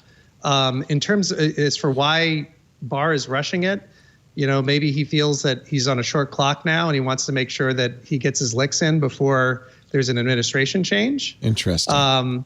That's just a guess, because that surprised me as well. The Times says a former telecom industry executive who argued an antitrust matter before the Supreme Court, Mr. Barr, they're talking about Barr. Barr has shown a deep interest in the Google investigation. He's requested regular briefing on the department's case, taking thick binders of information about it on trips and vacations and returning it with ideas and notes. Maybe you're right, Rob. Maybe he feels like it's his legacy. Mm-hmm. He wants to get this investigation off the ground before he leaves. Or get it past the point of no return. I think there's also a feeling amongst some Republicans that the tech companies are bastions of liberal thinking and liberal practices. Well, that's what I wonder, if it's punishment. Yeah. If it's punishment. Yeah, it could be, there could be an element of vindictiveness there. And whatever it is, it certainly seems that he wants this thing to get going. And if he has 3 months, if there is an administration change, and obviously that's not yet known, but if he has 3 months to get the thing ginned up, it's much, much harder for a subsequent administration to say, oh, never mind, right, than if you only had 3 weeks. And remember, the FTC was looking into Google and decided to drop the case quite famously a couple of years ago. They felt like there wasn't enough. Currently, the 40 lawyers, according to the Times, who are working on the Google antitrust investigation, they say, the Times says, most of the 40-odd lawyers who have been working on the investigation opposed the deadline to wrap it up by the end of September, according to 3 of the people. Some said they wouldn't sign the complaint, and several of them left the case this summer. So he's getting some pushback from the DOJ career attorneys. Some argued this summer in a memo that ran hundreds of pages that they could bring a strong case, but needed more time. So maybe the DOJ does want to do this. This is kind of what happened to the FTC. They dragged their heels, and eventually dropped the case. Meanwhile, Amazon's furious over JEDI, the Pentagon contract, which Microsoft won. Pentagon reaffirmed this week the decision to keep Microsoft. Amazon says, why we will continue to protest this politically corrupted contract award. It's Amazon's position that the president doesn't like Jeff Bezos, because he owns the Washington Post, and put his thumb on the scale and gave it to Microsoft. Amazon's point is we have a more sophisticated, Amazon Web Services has more of what the military needs. We're the clear leader in cloud computing. And this is a quote from the press release. And by any objective measure, AWS has superior technology. There was some surprise when Microsoft won the JEDI contract. This is a $10 billion contract, 10 years, $1 billion a year, to provide cloud services for the Department of Defense. And most people, I think, thought AWS was a shoo-in. Yeah, I mean, I'm not privileged to any information here, but I can definitely tell you that companies like Microsoft, the Oracles, the Google of the world that had their bids in were willing to offer a significant amount of discounts and additional things to the government in order to get this contract than AWS was. And so, I'm not surprised that they went with number 2 versus number 1. Just on price. Yes, exactly. Again, I don't have any knowledge here, but I can definitely tell you that that's one of the biggest reasons. And to say that they have better technology is just kind of ridiculous if you think about it. I mean, yeah, I have to think. Do they really have better technology? Some parity. Amazon's been doing it for longer. AWS is definitely the leader in this field. Amazon, in the press release, said it's important to point out that the Department of Defense cited price, as you said, Lou, as a major factor in the previous decision, but this time during the reevaluation process, AWS offered a lower cost by several tens of millions of dollars. The DoD's decision to intentionally ignore the clear cost benefits offered by AWS reinforces the fact that this corrective action, this reevaluation, was never meant to be fair. They're hopping mad. They held back on calling it corrupt initially, I think. They're not holding back anymore. Yeah, increasingly, the entrepreneurs and investors that I talk to about cloud computing, I've been hearing more and more and more about Microsoft and how they've done an incredible job here. And I think part of it, this is, again, just secondhand from a diversity of sources. They just understand the enterprise in ways that Amazon doesn't. Amazon understands the American retail buyer better than any company in the world, but who understands the enterprise better than Microsoft? And ultimately, cloud computing is an enterprise product. And it may just be sort of customer mentality, customer orientation that carried the day, or it could have been a political vendetta, who knows? But I definitely have been hearing a lot more about Microsoft's cloud offering over the last 6 months than ever before. I got to say, though, we have heard reporting that President Trump ordered the former Secretary of Defense, Mad Dog Mattis, to, quote, screw Amazon. According to the Amazon press release, blatantly interfered in an active procurement, directed his subordinate to conduct an unorthodox review prior to a contract award announcement, and then stonewalled an investigation into his own political interference. Amazon really hopping mad. Yeah. Hopping mad. They say, we strongly disagree with the Department of Defense flawed evaluation and believe it's critical for our country that the government and its elected leaders administer procurements objectively. I think that's true, and in a manner that is free from political influence. And I guess that's the only debate, is who was technically what was the right choice for the Pentagon? Or does it even matter? Maybe there's such a little difference between the two. The question we continue to ask ourselves is whether the President of the United States should be allowed to use the budget of the Department of Defense to pursue his own political and personal ends. Well, if Jeff Bezos and President Trump ever hope to kiss and make up, that's all over. I think that's all over. Anybody going to buy the Halo? Speaking of Amazon? I was fascinated. I asked for an invite. If I could get an invite, I'll buy it. It is interesting, isn't it? The subscription is interesting. Well, yeah, that's another thing. It's how much is it? Is it hardware is $65. It'll eventually be $100. The monthly subscription after the first 6 months, it's only $4 a month. Although I can't think of any fitness band that requires you to pay monthly, right? Yeah, right. What the Halo will do, and the thing I'm going to have the most fun with, it uses AI to learn to judge you. Pretty much. Why wouldn't I wear a band that uses AI to judge me? I mean, come on. You get a Halo app. It has some activity tracker. There's no screen on it. It's just a Velcro wristband with a little thing inside, or an accelerometer, temperature sensor, heart rate monitor. But it also has, and this is why I bought it, 2 built-in microphones to measure how you speak. According to Amazon, how you speak. Am I being would I be a sucker? Am I just falling into this? Jeff Bezos really just wants to put a bug on my wrist. Is that really what's? I thought that sounded really speculative. The notion that your tone of voice could be so well understood by this device that it would be able to assess your wellness based on your tone of voice, that doesn't sound like something that most medical professionals would buy into. I can't wait. I can't wait. I mean, it sounds like a really interesting big data project for an academic lab, but you would need to train the AI, you would really need to train them on the individual. And what does the individual's voice sound like when they're sick and they're well? And they don't know that about you. That's AI. That struck me as goofy. That and I don't know. AI is. Go ahead. Sorry to interrupt you, Rob. Oh, your AI is so good. This is how you implement it. This is what you sound cranky today. Did you get enough sleep?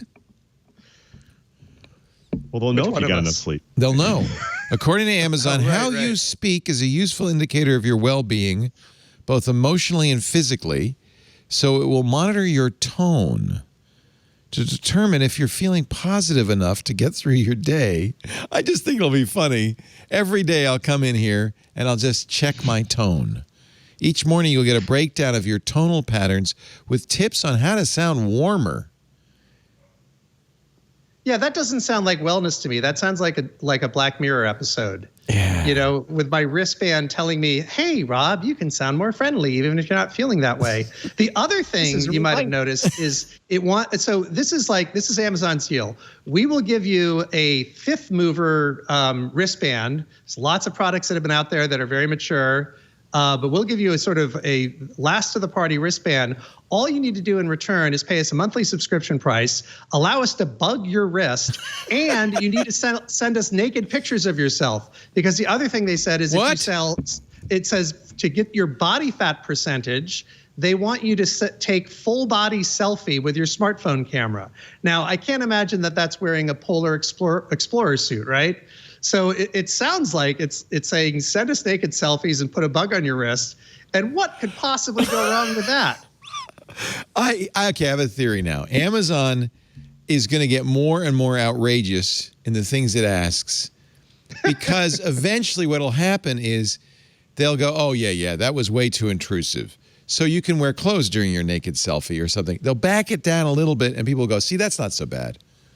We already did that. But I don't know how they can tell your body fat percentage. I mean, first of all, from a selfie, sounds reasonably speculative to begin with. Yeah. But if you're clad in, loose-fitting clothes, there's no way they can tell your body fat percentage. I can't wait to get this thing because I don't care. The Amazon. By the way, I've been informed by the chat room. Yes, Fitbit charges $8 a month. So I didn't. There's a Fitbit Plus. I didn't know that either. Not having had a Fitbit since it came. I mean, I got the original Fitbits. I lost quite a few in the laundry, but I didn't know you subscribed. Tone is powered by, this is Amazon, powered by advanced machine learning. If they just added blockchain to this, it'd be perfect. Advanced machine learning-based speech processing technologies. The Halo Band and Halo app use voice detection algorithms to pick up speech, remove background noise, and optimize battery life. I don't know why they threw that in. What? Our AI analyzes qualities of the customer's voice, pitch, intensity, tempo, and rhythm to predict how others would perceive and describe the customer's tone of voice, which creates a summary you can see. I cannot wait until my band tells me you sound a little cranky this morning. I cannot wait. You set up a personal voice profile within the Amazon Halo app. You can turn it off. But once you do that, creating a voice profile is super easy, says Amazon. You just read a few quotes. In this case, some of our favorites from classic books. This trains Tone to only analyze your voice and not those around you.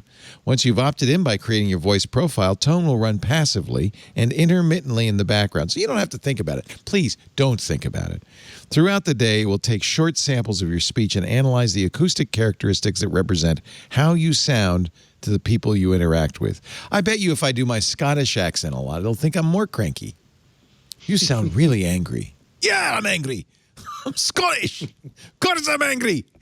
It's bloody cold. This gives you a simple way to reflect on your interaction and communication throughout the day. See, I should have this. As you continue to use... I get to say I'm angry all the time. I yell at my kids too much. Yeah.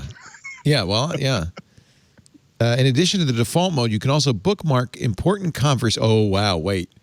bookmark important conversations by pressing... So you're recording your... the Amazon Halo band. This allows you to get continuous tone analysis for up to 30 minutes. So how did I sound when I was talking to you, John? When I was yelling at you? How did I sound? This allows you to get... I don't know if I want this. This helps you practice for a presentation or a big toast. And again, what does that have to do with wellness? Like it sounds like they're selling you on this will track your health, but then all of a sudden they're talking about all these ways to make you sound more chipper when you're talking to your boss. I don't know if I want that kind of coaching every day. Well, I'm sure you'll be happy to hear, Rob Reid, the way you communicate is incredibly personal. That's why we designed tone with your privacy in mind. Wasn't there a Bloomberg investigation that showed that the Alexa, they had people transcribing Alexa conversations? Why anybody would trust Amazon at this point? Any kind of a company says, we've designed this with your privacy in mind. Yeah. Send us naked pictures. Yeah, send us naked pictures. If you choose to turn on the feature, your tone speech samples are processed locally on the phone and deleted automatically after processing. Never sent to the cloud. Nobody ever hears them. And you have full control of your voice data, including the ability to delete tone results in your entire voice profile from the app. I don't know. What could possibly go wrong? I think this is going to be fun. I can't wait. I'd be nice if it had a little electroshock capability. Like the equivalent of kicking you under the table when you say something wrong. Yeah. Basically, it's a wife on your wrist. Yeah, perfect. Perfect. Let's take a little break. Actually, what I'd like to do right now, John, do we have I thought it'd be kind of fun to run this little educational video about the week gone by. John? Mr. Rene Ritchie, he's got the silver button, boys and girls. The real impressive award isn't like the plaque. It's when you can willfully spread coronavirus disinformation and they won't block your channel or demonetize. That's when you know. That's when you know you've really succeeded on YouTube. You really made it. Previously on Twit. Hands-on Android. Two different phones at two different ends of the price spectrum. I have the Pixel 4a and the Samsung Galaxy Note 20 Ultra, and I take them on a photo walk to see how they compare. Tech News Weekly. We have a hands-on with the new Samsung Galaxy Z Fold 2. The biggest difference to me is the fact that the hinge can now open and hold its position at basically any angle. And that lets you do some really unique things with this phone where you can sort of prop it up like a laptop against a table. Security Now. 368,000 plus internet users visited this history detection demo website, which effectively sucked the browsing history out of their web browser and were uniquely identified by their histories in 97% of cases. In other words, where we steer our browsers is surprisingly unique. Twit. Download in place. I love that. After Steve Gibson told me about that, I foolishly deleted my browser history and cookies on this Firefox, not knowing that it would sync with all the Firefoxes on all the devices I had. I had to log in 20 times to everything. I mean, it was like, oh, I got to log in here too? And of course, I use a YubiKey, so everything's super secure. It's been a nightmare. Do not delete your cookies. It's a bad idea. Our show today brought to you by Barracuda. This is actually a good idea. Barracuda is a provider, as I think anybody in enterprise knows, of the state-of-the-art, the best cloud-enabled enterprise-grade security solutions. Hardware or software that protects your email, your networks, your data, your applications. And this is a really timely tool, the Barracuda Total Email Protection, because it turns out that 91% of all cyber attacks, almost all of them, start in an email. That's spear phishing, that's ransomware, But it can be worse. It could be account takeover, conversation hijacking. Suddenly, you have a lot of employees working from home. They're kind of outside the protection of the company network. They're getting all the email they've ever gotten, tons of emails every day. At least some of them are going to be malicious. One click on the wrong email could cost your whole company money, could cost you customers, could cost you your reputation. You've got to protect your email, especially now while employees are working from home. Barracuda's seen a big spike in the number of coronavirus-related spear phishing attacks, 667% since the end of February. Of course, they impersonate the World Health Organization or the boss.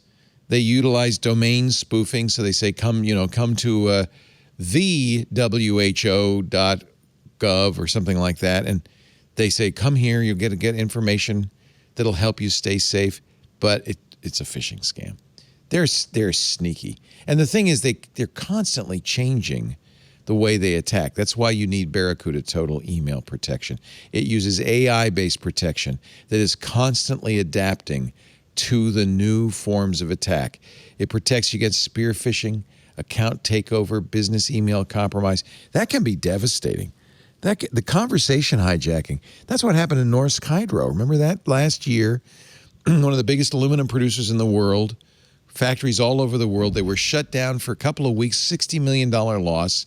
And it all started with one email from an Italian customer, legit, with a legit attachment that was sent to a Norsk Hydro employee who was expecting the email, expected the attachment, except that in between the Italian emailer and the company recipient, malware was injected. The original attachment was replaced and then sent on.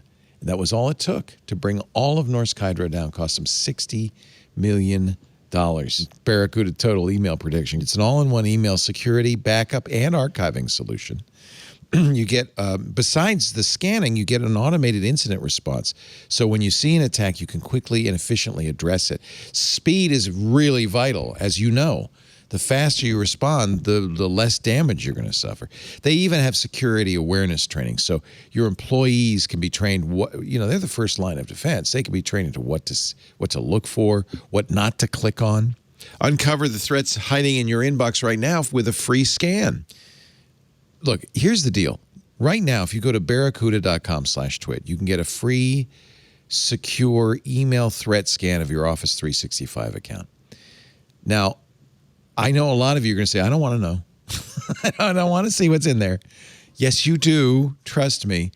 Go right now to barracuda.com/twit. You can just do it quietly and see what you find. I think the answer will surprise you, and it will really encourage you to do the right thing. Protect yourself with Barracuda. Barracuda.com/twit. Barracuda is your journey secured. Thank you, Barracuda, for supporting the show. And thank you for supporting us by using that special address, barracuda.com/twit. I thought it was interesting they were showing on the All About Android show the Z Fold opening and then staying in position like a little laptop. And actually the Duo does that, right? Yeah, absolutely. It's got a great hinge for that. So I thought you could pass this along to Satya next time you see him in the coffee shop or whatever. It's like a little Smurf computer, so I thought they could call it the Microsoft Smurfus. Don't you think? I like it. Yeah, just tell Satya. I won't. No charge. I'll pass it along. It's my gift. Panos would be the one though. Tell Panos. Yeah, tell Panos. Yeah. Wow, I was surprised. How long ago was it Edward Snowden kind of took his life in his hands, revealing what the NSA was up to and the NSA surveillance? A court, the U.S. Court of Appeals, has now ruled that the mass surveillance of Americans' telephone records, which we learned about thanks to Edward Snowden 7 years ago, was illegal. And that intelligence leaders who defended the program lied. Edward Snowden released this statement. I never imagined I would live to see our courts condemn the NSA's activities as unlawful And in the same ruling, credit me for exposing them, yet that day has arrived. The court said there is no evidence of it saving any lives or preventing any terrorist attacks. They said that the claims that the surveillance program had played a crucial role in fighting domestic terrorism were inconsistent with the contents of the classified records, that the program had violated the FISA Act, but the ruling doesn't do anything. It will not affect the convictions in 2013 that they claim were based on that information gathering. The ACLU said today's ruling is a victory for our privacy rights. So it's what we all knew. The NSA's bulk collection of American phone records was unconstitutional, but no harm, no foul. We'll just move along. Meanwhile, in a more recent court ruling, this, I guess part of the FISA Act is there is a regular yearly court review of how information is collected and whether it's lawful and all of that. We didn't learn about this when it came out, but in December, after the review, a court ruling said that the FBI and others. Let me read the statement. In the ruling from December, which we just learned about, Judge Boasberg, who is the chief judge of the FISA court, approved the new annual rules, but scolded the FBI over many instances in which its analysts had violated the previous rules, including requirements that searches of the repository have a foreign intelligence or criminal purpose. The judge wrote, "It must be noted that there still appear to be widespread violations of the querying standard by the FBI. For instance, in August of last year, the FBI made a query for information using the identifiers of 16,000 people, even though only seven of them had ties to an investigation. The FBI said the entire search met the standard of being reasonably likely to retrieve foreign intelligence information or evidence of a crime, but the judge said that position was unsupportable and said all but the seven were broad, suspicionless queries, fishing expeditions. So even though the judge said, I'm unhappy, you did it wrong, it's illegal, he said, okay, but go ahead. So a couple of court rulings that accomplish nothing but at least vindicate Edward Snowden and those of us who said that there's no excuse for warrantless surveillance. Even the oversight isn't doing much to stop it. I talked to a source of mine about this last July, and she said, just casually, she said, that stuff was really useful, but we just use Palantir now. Yeah, great. We don't need it anymore. Whataboutism? Yeah, this was bad. No, but we don't need it anymore because thanks to Peter Thiel and Alex Karp, we got all that information. All right.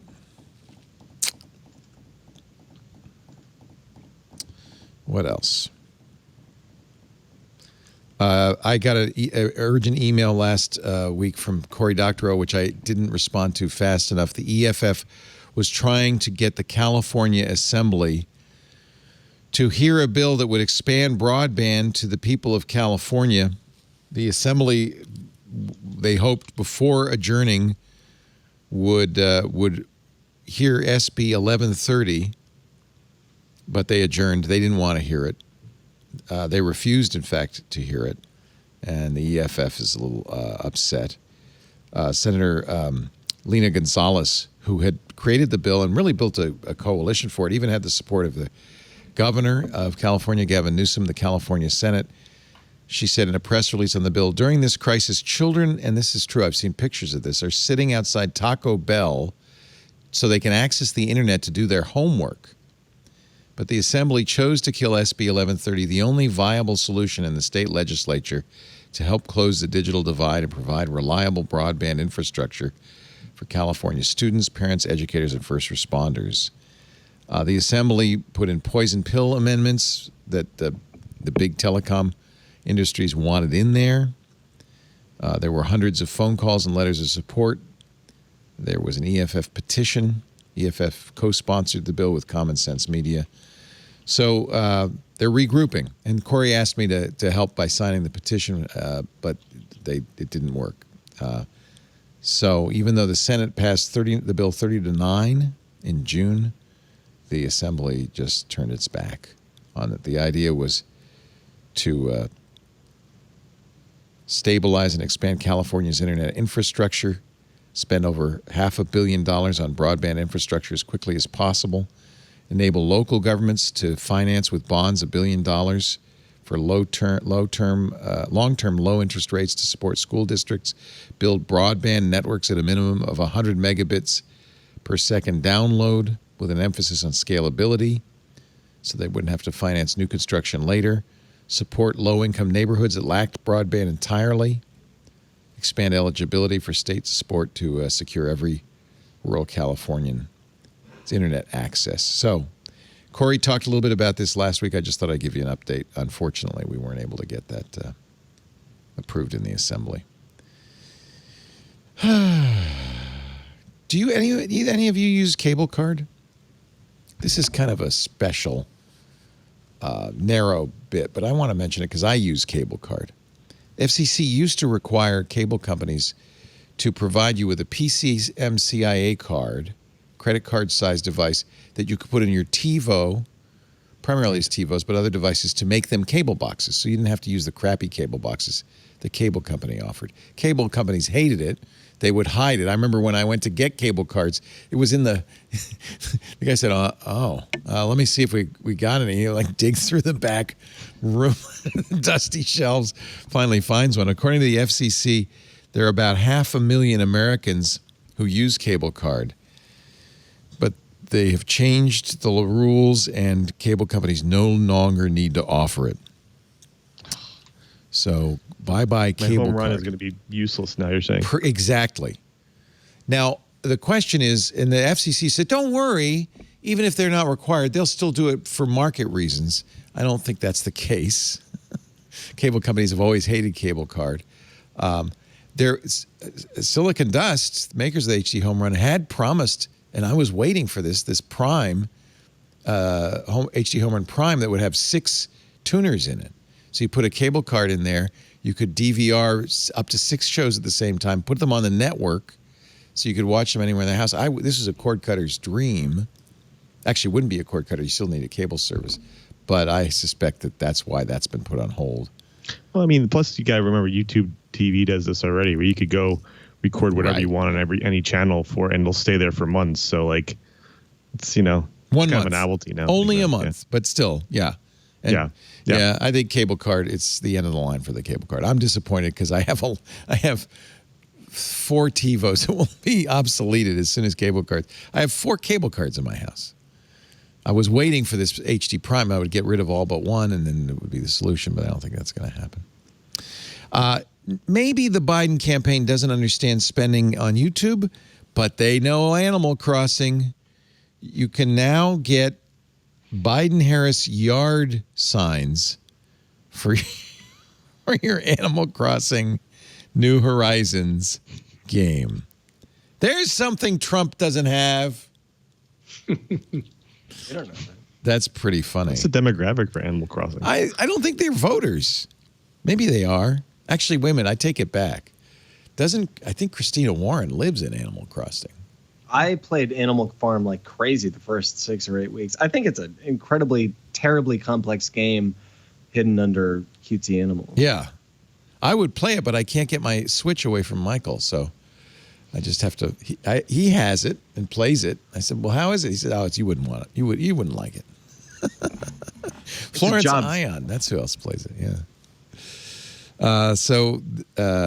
I think this is going to be interesting too. Not just YouTube, but I think they're going to be, not just YouTube and Pinterest, but I think we're going to see streamed rallies in these places in Minecraft and maybe in Animal Crossing.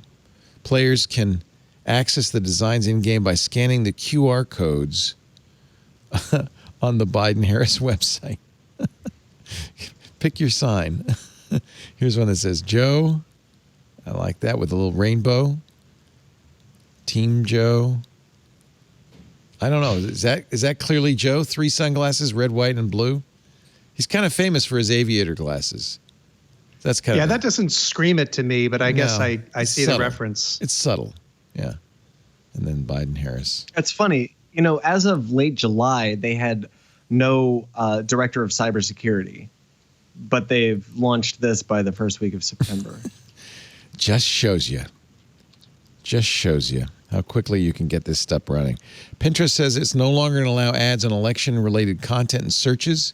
It banned political ads in 2018. I wish Facebook would do that. Let's see. Oh, here's a story. Today I learned my Fisher-Price gamepad that my kid plays with understands the Konami Code. Up, up, down, down, left, right, BA. And what do you get? Contra. What do you get? What happens? Forgot start. Where's start? Oh, there's no start button. But nevertheless, the controller erupted into sound, a Mario jump, a Mario mushroom power up, a Mario coin, and declared, "You win." Oh, I got to play this. Can you hear it? Let me turn it on. Here is a new Fisher-Price video game controller thing for the kiddies. See, if you talk Scottish... it's got the usual things. You can press buttons and it says stuff. And then it says numbers and colours and stuff.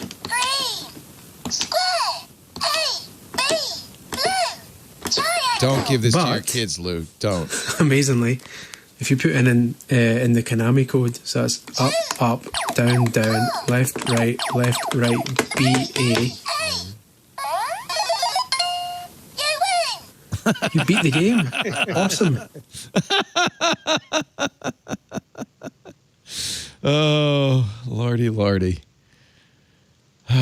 Contra. Let me see. I think is it possible we've run out of stories? I feel like there was more I wanted to talk about, but I think we've run out of stories.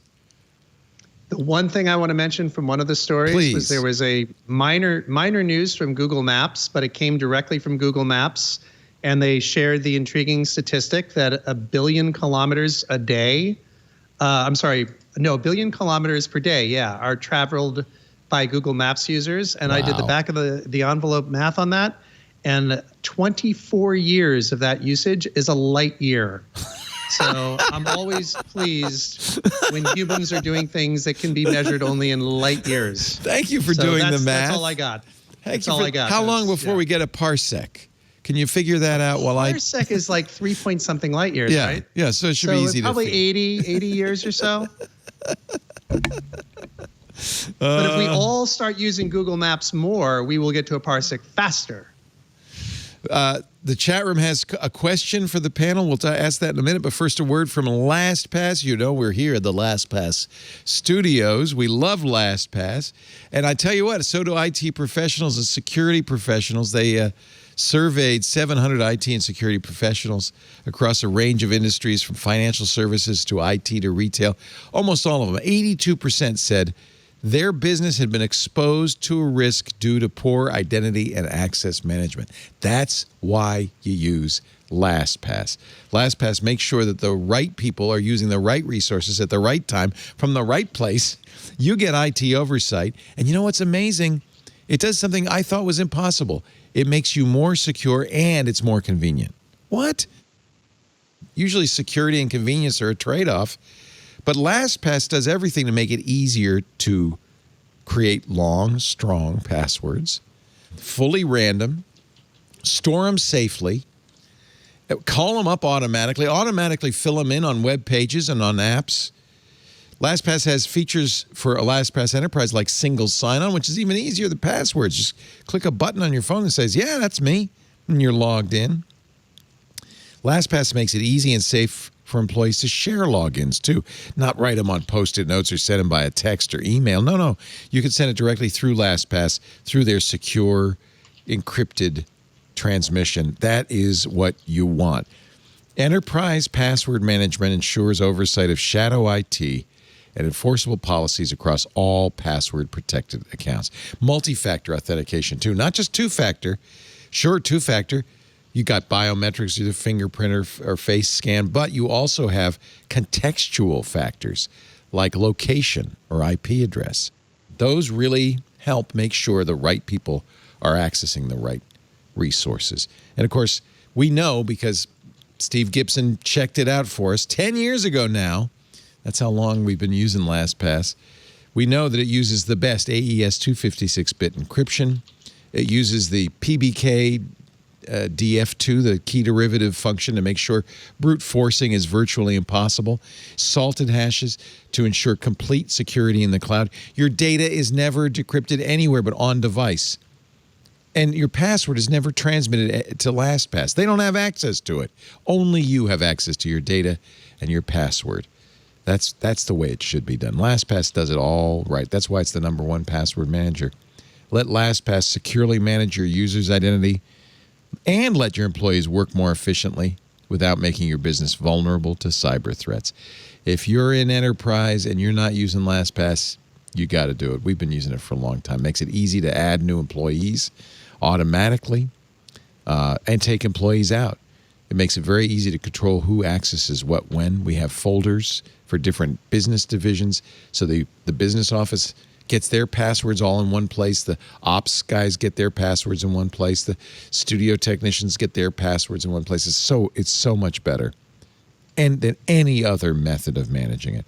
LastPass.com/twit. We love it. You will too. LastPass.com/twit, because stronger security. Can't wait. Can't wait. So I didn't mention the NVIDIA announcement. We talked about it a little bit before the show because you built, Lou, maybe we talked about it during the show. You built your new machine. Mm-hmm. And you said you put a kind of a replaceable card in there.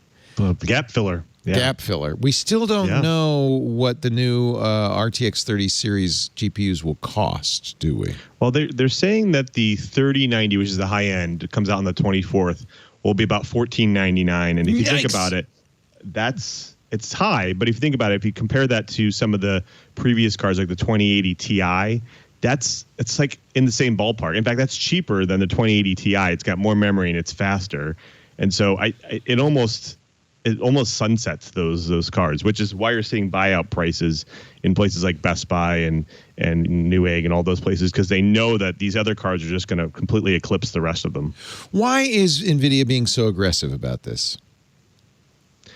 Well, they had the technology. They've had it for a while. Ray tracing and things like that, right? They've had it for a while, and they just know that, with a lot more remote workers and the need for, obviously, Bitcoin, these other things becoming more and more prevalent, they didn't think that it would be a bad time to release these things. And they knew that, people were going to start buying more machines because of, the stretch out of the pandemic and so on. And so they just decided to do it. It seems like.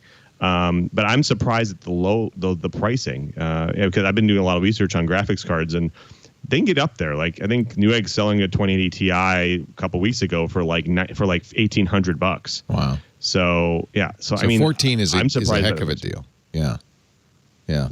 And are they worried about AMD's Big Navi? Is that maybe part of the reason to get the jump on that? Do you think? Oh yeah, obviously. I mean, they're always fighting. Should they be AMD. Worried?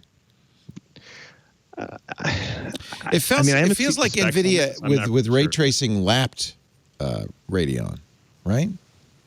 Right. That's true. And there's a lot more.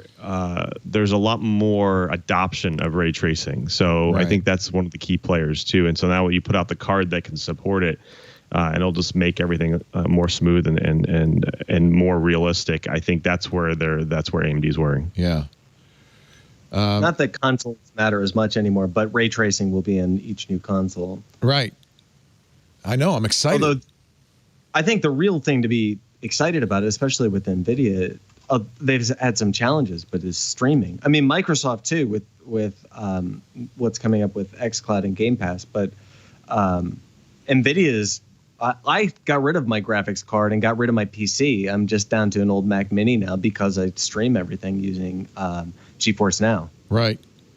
Yeah, that is pretty exciting. Although, if you're an Apple user, you might be a little nervous about iOS's policy towards Epic with Fortnite because obviously xCloud. Somebody said xCloud is running on iOS. I think the beta was, but it's not running. It's not going to come. Yeah, there's test flight, I think. Test flight, but I don't.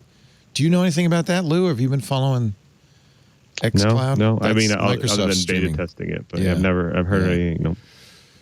So it pretty much looks like Apple is digging in on that and is not going to offer xCloud or Stadia or Epic's future store or any of that stuff on iOS. That's going to be an interesting battle.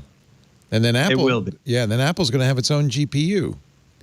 They're going to do that in the Apple Silicon. I can't imagine it competing against Big Navi or the RTX 30. I'm going to make a prediction. I'm going to say that Apple's mistake here, because then you can remember Android's creeping up on them, which means that there's going to be some company that puts out some devices that allows you to do all of these that's inexpensive, and that's going to allow you to do xCloud and the Google Cloud and all that and Stadia, and they're just going to eclipse the Apple gaming infrastructure. And I think that's why they think that's a big mistake. I mean, it should just be that they strike a deal here where they get a little bit of the cut from these services and then allow them rather than just completely preventing them from being there. I kind of think it's a mistake, but we'll have to see. I totally agree. I think this is I mean, just like we were talking about OTT with video, the same applies for OTT with gaming. And your iPhone and definitely your Android device can stream high quality games. Yeah. So there's I mean, if you anyway, Lou is exactly right. So Lou, you just built a monster gaming machine. Well, I didn't build it for gaming. To be clear, like okay. I built it because I'm doing a lot more development at home. Oh, and right. But I mean, and then again, you need a 64-core Ryzen to compile your code. Well, some code bases are big. What are you building? Windows 11? The Office code base. I mean, how many lines of code? How fast can you compile? You're not building all of Office. It depends. I mean, it depends on what app you're talking about. But I mean, some like my work machine that only has 8 cores at the time would take, minutes, maybe sometimes 30 minutes to run a complete build. Now Microsoft does what they call cloud build, right, where they push just your changes up to the cloud and then they build it for you, and they build it across 100 machines, so it takes seconds. But I mean, for local devices, local apps that have 1 million lines of code, I mean, it'll take a while. Take a while to compile. Do you guys? You must have a custom build tool. You don't use Maven or Jenkins or anything. What do you? It depends. I mean, a lot of older code, there's custom stuff, but a lot of it's moving to MS Build and Cloud Build, and it's really interesting. So yeah, so you're building the diffs. You're building the they push your changes up, which is not very much, and then they just run the build with your diffs. Yep, love that. That's kind of cool. It's more secure too. I'm always fascinated by the tooling used by Microsoft, Google, and Facebook, because they're operating at a scale that is unimaginable to anybody even 10 years ago. I mean, it's unimaginable. And it's always fascinating to see what these cats are doing. It's really great to have you on the show, Lou. Keep working. Keep up the great work on Twyat. I don't know how you have time. How many kids do you have now? I have 4 kids, 1 on the way. Will be in the end of November. I don't know how you have time to do that. Do woodworking.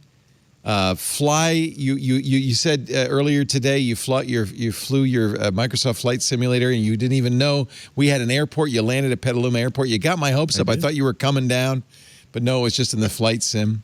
Have you done what they're doing? Have you flown into LoRa? Because they're actually putting real-time weather data in the Microsoft. Yeah, it's Flight pretty sim. amazing. Did you fly into LoRa? Stuff.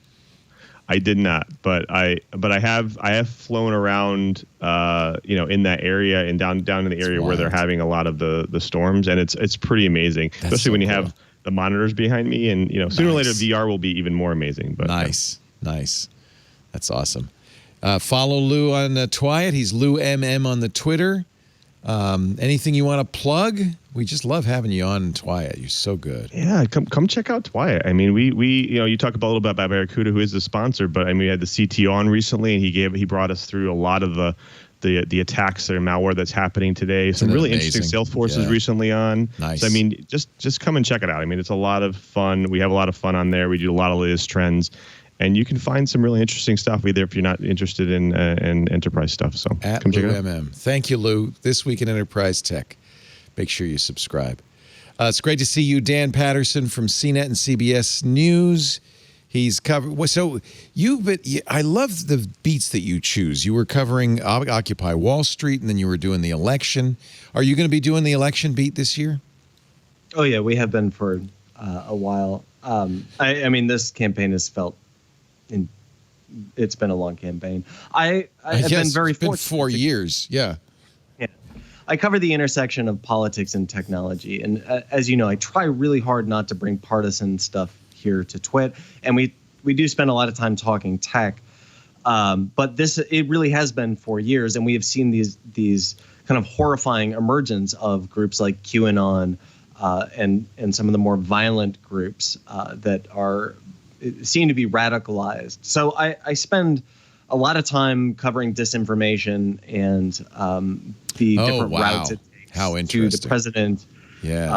How interesting. So, I mean, I'm really looking forward to only thinking about gaming and tech after the election. Although the election will not be one day. No. And certainly be prepared for. Look, I just interviewed Brian Krebs. Love Brian Krebs. Love him. Look, mail-in voting is safe. Do not buy any of this misinformation and disinformation about mail-in voting. It is safe and secure. It is resilient because it generates a paper trail. It might take a little time to count this, but you can rest assured if you vote by mail, your vote will be secure. Some have said that you should, and I think I'm going to do this, get an absentee ballot, though, save it, and on election day, drop it, bring it to a polling place and drop it in a polling box. Is that you think a safer way to do it? I don't know that I shouldn't prescribe on safety for election. I know There's a lot of unknowns. I saw one security expert say you should crawl on broken glass if you have to vote in person because it's the only way to guarantee your ballot will get into the I misspoke. I interviewed Chris Krebs, who is the head of DHS Cyber. Oh, okay. Not Brian Krebs. His prescription. He is the top cybersecurity official in the country, and he says that because mail-in voting generates a paper trail, it is safe and resilient. So that is, I'm not prescribing anything. I'm just using. Everybody agrees the paper trail is critical to election security. That's what counts. Yeah. So. But thanks. It's been great to be here. Really fantastic. Catch Dan, of course, on CBS News and whenever we can get him on our channel. And I'm so glad to see you again, Rob Reid. Please give Morgan my love. Rob is a brilliant novelist. You've got to read his first two novels. The first is about aliens coming to Earth with a huge copyright bill. Because apparently they love Earth music. They love our pop music. We make the best music in the universe, and we don't know it. But in the world of Year Zero, which is that book, this vast alien civilization knows how magnificent our music is, and they accidentally commit the biggest copyright infringement since the Big Bang, thereby basically bankrupting the entire universe. So all the wealth in the universe is owed to our pop stars and their lawyers, and only one person knows about this, a low-level media lawyer in New York, and he catches on to a nasty alien plot. So no spoilers there. That all happens in the first 4 pages. And if you want to read another great book, After On is fantastic. Also kind of a sci-fi novel about a social network that becomes intelligent. Self-aware. Self-aware. Yes. Ay. Really a pleasure to have you on, Rob. And After On, the podcast will come back soon, I hope, after-on.com. Make sure you watch his TED Talk. That's fascinating, and we'll get you back real soon. Thank you, Rob. It's fantastic. Good to have you on here. I had no idea that you were a Fulbright scholar in Cairo. I was. That's wild. Yeah, my first year out of college, I went there to study Arabic and research the secular opposition. And sort of the political descendants of the people that I spent a lot of time with that year are the ones who were really behind Egypt's Arab Spring movement in 2011. Right. They did not end up, they carried the day in that they got rid of Mubarak, but they did not carry the day in that they did not ultimately take the reins of the government, which is tragic on a lot of levels. Yes. But that was a really cool year that I spent there, and I still speak better Arabic than most folks in Marin County. Do you get much occasion to use it? Occasionally I do. And it's a tough language. That's a hard language. It's a tough language. Yeah. And for some reason, it's really stuck in my brain pretty nicely. That's and when I do cool. get an opportunity to dust it off, everybody is always completely shocked, which is fun. Yeah. Yeah. I would be. We've got to go to an Arab restaurant sometime, and you could just show off. It'd be fun. I would love that in the after times. In the after times. Exactly. Yeah. We do Twit every Sunday afternoon about 2:30 Pacific, 5:30 Eastern, 21:30 UTC. If you can watch us do it live. There's always interesting conversations before and after the show. Just go to twit.tv/live. There's live audio and video streams there. If you're watching live, there's a chat room. You can talk with others who are watching live, and it's really great. It's there 24/7. irc.twit.tv. On-demand versions of this show and everything we do are available in a variety of places. The podcast, that's what it means, right? It's a podcast. The podcast can be downloaded from our website, twit.tv. You can we're actually on YouTube. There's a whole YouTube channel. If you go to youtube.com/twit, you can see all the different show channels. We are also available in your favorite podcast application. That's probably the best thing to do. Subscribe, and you will get it automatically the minute the show's available. And we appreciate it if you do subscribe. Thanks for being here. We'll see you next time. Stay safe. Stay healthy. Another Twit is in the can.